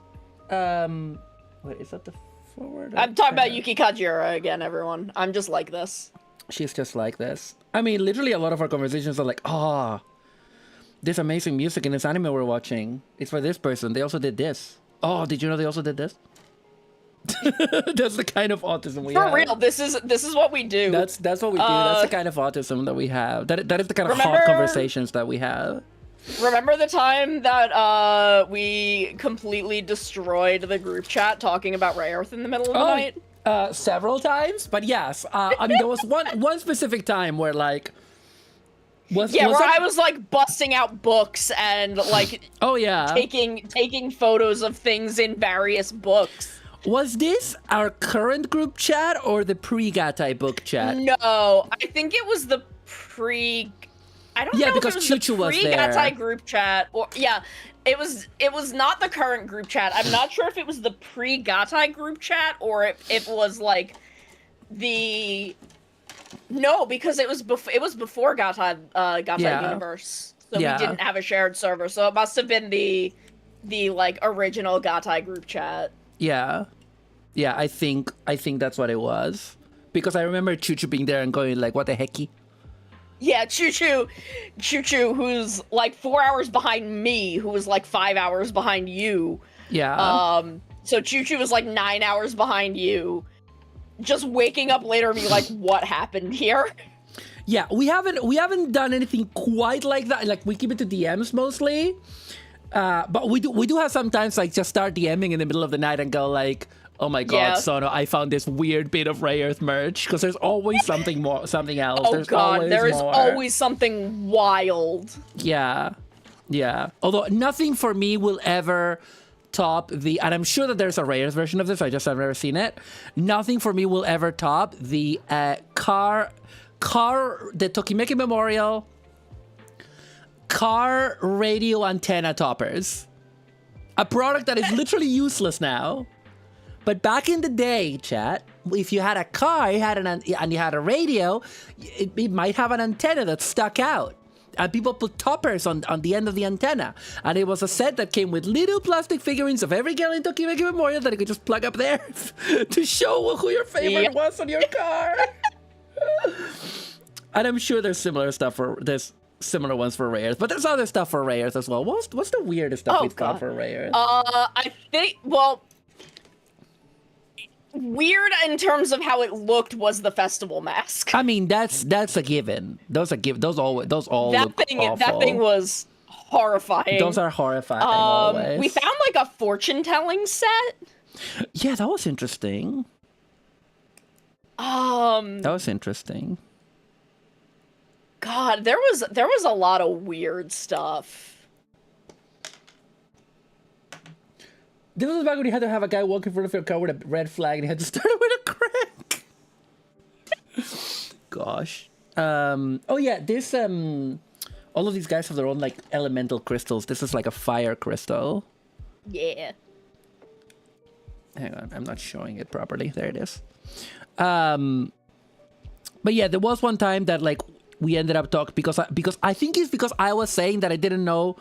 I think it might have been the time that we were having the conversation where like, because there was so much stuff from Ray Earth that I looked up back in the day and couldn't find, and then never looked up again when the internet became bigger. Yeah. And this one was that I knew there was a lot of anime art that I had seen that I didn't know where it came from. And I asked you, and a lot of it was from the script books.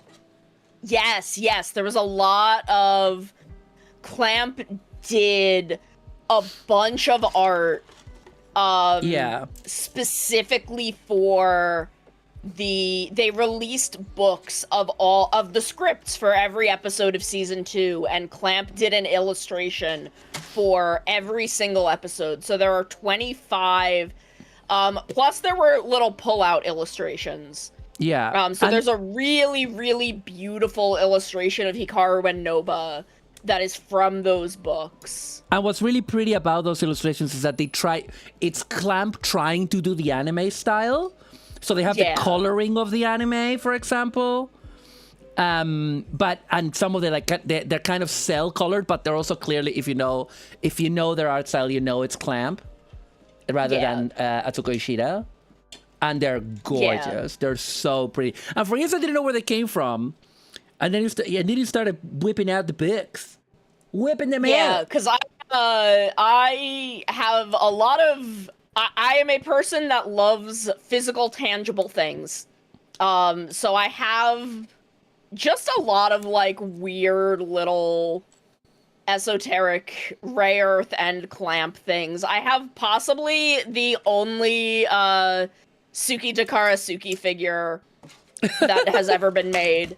That was from, like, a little Clamp blind box set that is Hino with 2 of the teddy bears. Yeah, because that's not even in the Clamp chess set that I own. No, I don't know if did they put Suki in that? No. No? No, it's I literally have it out on the shelf, so I can tell you. I'm just looking away. There's let me see. Rig Veda, Clamp Campus Detectives, Tokyo Babylon X, Angelic Layer, Cardcaptor Sakura, Ray Earth, Clover. Yes. God, I love Clover. Wish. Chobits? Hang on. Oh, I think I dropped my Chobits one. Chobits, and then Tsubasa and Holic. Yeah. Yeah. So I don't think it doesn't have no, Suki. there was no Suki. Suki is one of their most, like, overlooked properties. I have not even though read it. I don't even know it. I need to get it. But it's so good. I have it. It is. Oh, Link you. We got rated. Link you rating. Welcome, Link you. Welcome. How's it going? Welcome, Raiders. I'm Marumalandra, the Delinquent and Punk Riot Queen, the hag with the bag. And we are building Gunpla and eating very spicy noodles. And I'm dying. How's it going? Hi, Link you. Hi, Montegi. How was Breath of Fire? How was it? But yeah, we're raising money for... I don't know if you were in the Victor... Are you in the Victor Summer Slam? We're part of the event. Raising money for the kiddos in hospital for Gamers Outreach. We're doing it. We have raised already $165, $164, and we're almost at the goal of 200. And I am dying with the spiciness, and I'm building a 30-minute fantasy kit, and we're talking about Ray Earth. Wow, Sana, we're talking about Ray Earth, you and I? That's crazy. Crazy, unknowable. Who would ever think we were doing that? Who would ever expect that of us? Okay, that double joint was the neck, actually. Okay. Yeah, because the up crunch is different. Okay, come on, get in there. Is that it? Yeah. But Suki is so... I love it. It is a little bit very much... These are Boldak times 2, to answer your question. Oh, I need to some of Clamp's more slightly troubling proclivities are present in it. Yeah. I don't know which one you mean specifically, but I know that they have those proclivities. They're big age. Them and their age gaps. Okay, we don't have to talk about that more. we can leave it at that. Okay, yeah, But look, it has a double neck joint. Yeah. Oh, nice. Yeah. But I love Suki. Mm-hmm. Genuinely, I think it is so good. It is one of the few where Makona wasn't the lead artist, so it doesn't.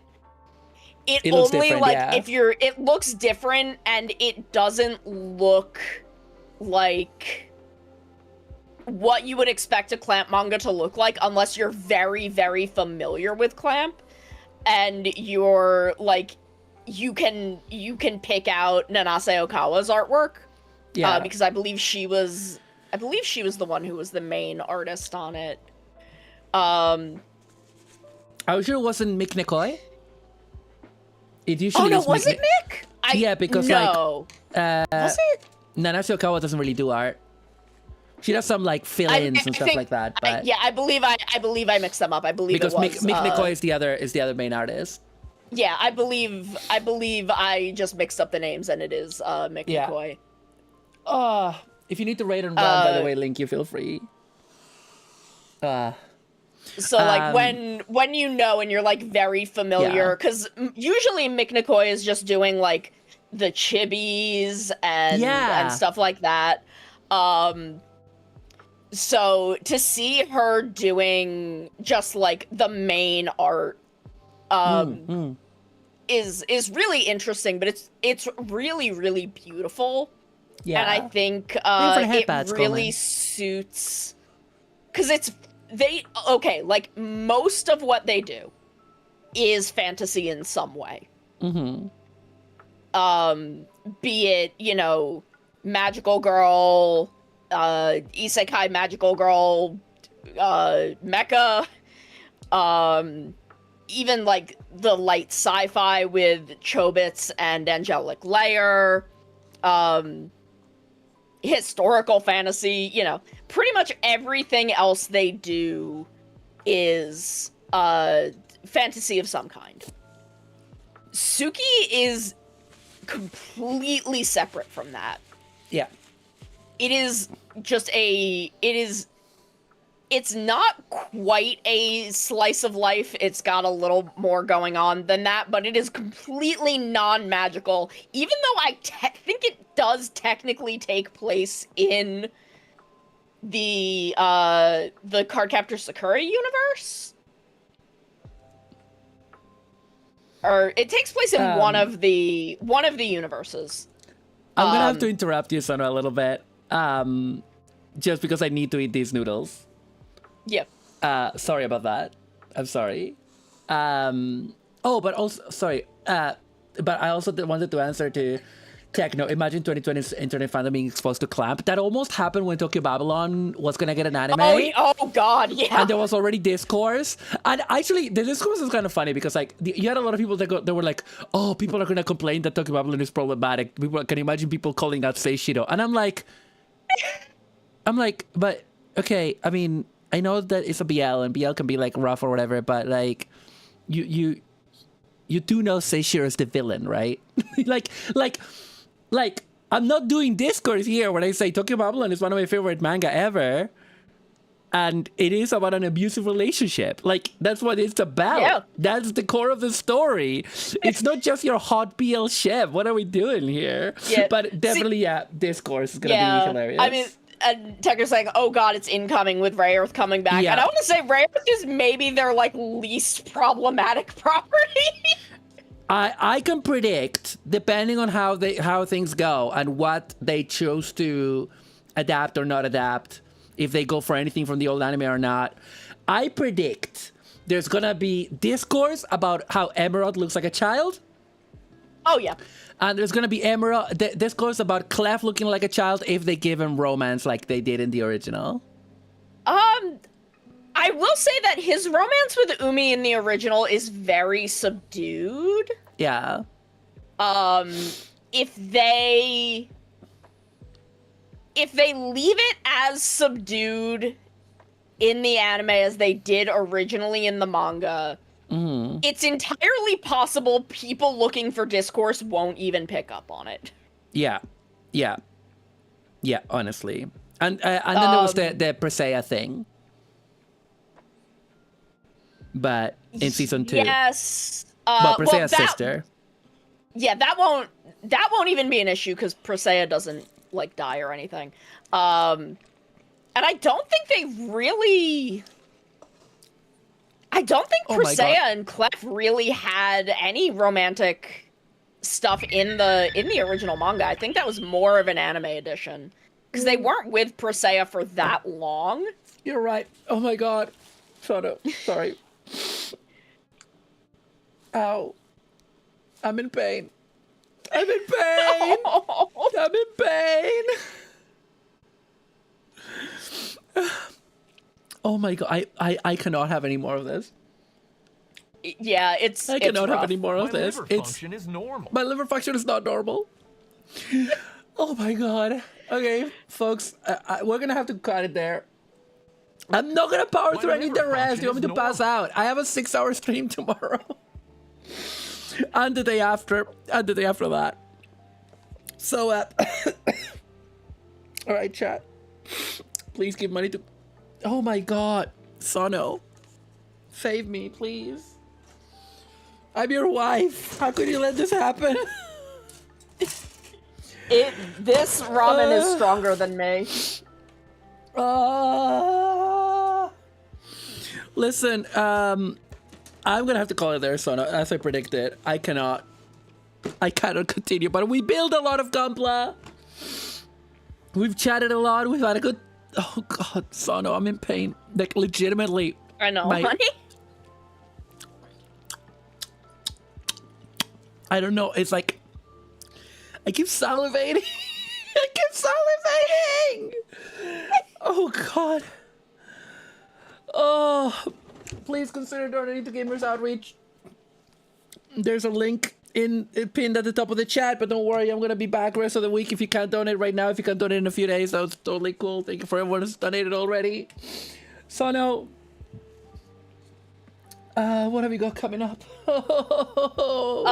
On Thursday and Friday, I have Ocarina of Time with Crowd Control, also for Gamers Outreach. Saturday, I'm doing Bob Ross Paint Along for Gamers Outreach, and Maru will be there. And Sunday, I'll be back here.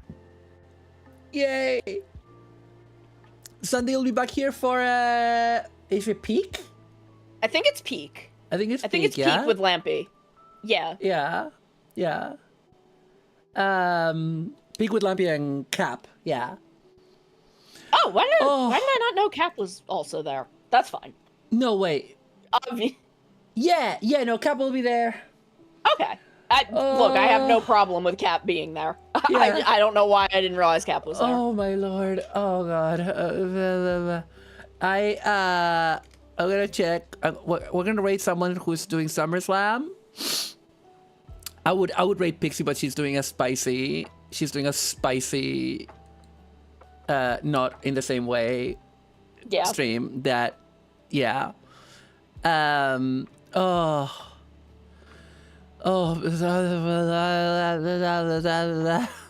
Bah. I am suffer. I am pain. I am everything. Oh, we got a donation! Yay! Yay! We didn't get it on the overlay. Why?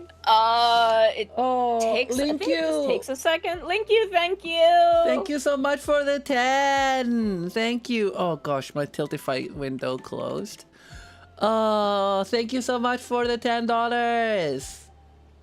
Maru ate angry spaghetti and forgot every word. I have forgotten every word. Yup.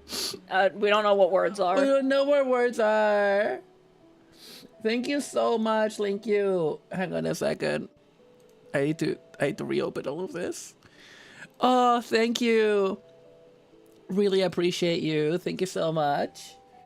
Oh yeah, the $200 goal. The current $200 goal is every $200 that I raise, I add more game keys to our raffle for every donor, and then I do the raffle at the end of VTuber SummerSlam. So the current $200 goal, I will add the first 2 game keys, which are Super Hot and Slime Rancher. And then when we redo 300, there will be another milestone, which is gonna be. Let me check real quick, because I can't remember which one is which. The $300 one is going to be chat chooses a tier list stream for me to do. Yeah. So, I might change these goals because I feel like maybe it might be better for me to still every $200 add the game keys, but then just like reduce the goals. Because I know that we're not gonna make $1,000, so I'm gonna look into that myself after the stream. But right now we're gonna raid someone, but I just need to find people that are doing VTuber SummerSlam, and that ain't easy, partner. Let's see who's doing it.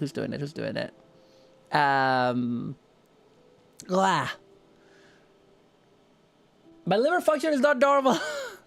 But yeah, so no, thank you so much for being here. Thank you for having me. We're gonna raid. We're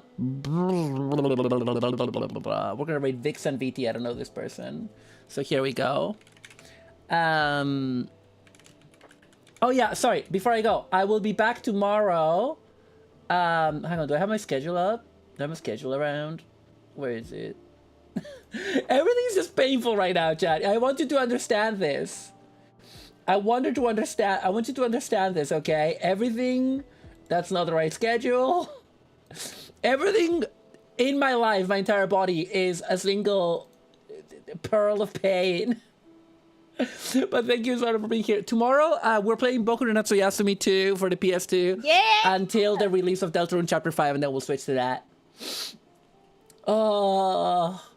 Yes, thank you, everybody, and, yeah, let's, oh, hang on, okay, gosh dang it, thank you for the hydrate, Ruby. I'll do it after I do this raid. Also, this is the right message for people on Twitch. Alrighty, here we go. Alright, chat. We'll be back. I'll be back tomorrow at 12 p.m. Holy freak. All right. See you too. Oh, that didn't work? Should she have 2 X's and 2 N's? Yes. Okay. Then I don't know why. Why didn't it work? Oh my gosh. There we go. Okay. Oh, all right, everybody. See you tomorrow. Bye. Bye-bye.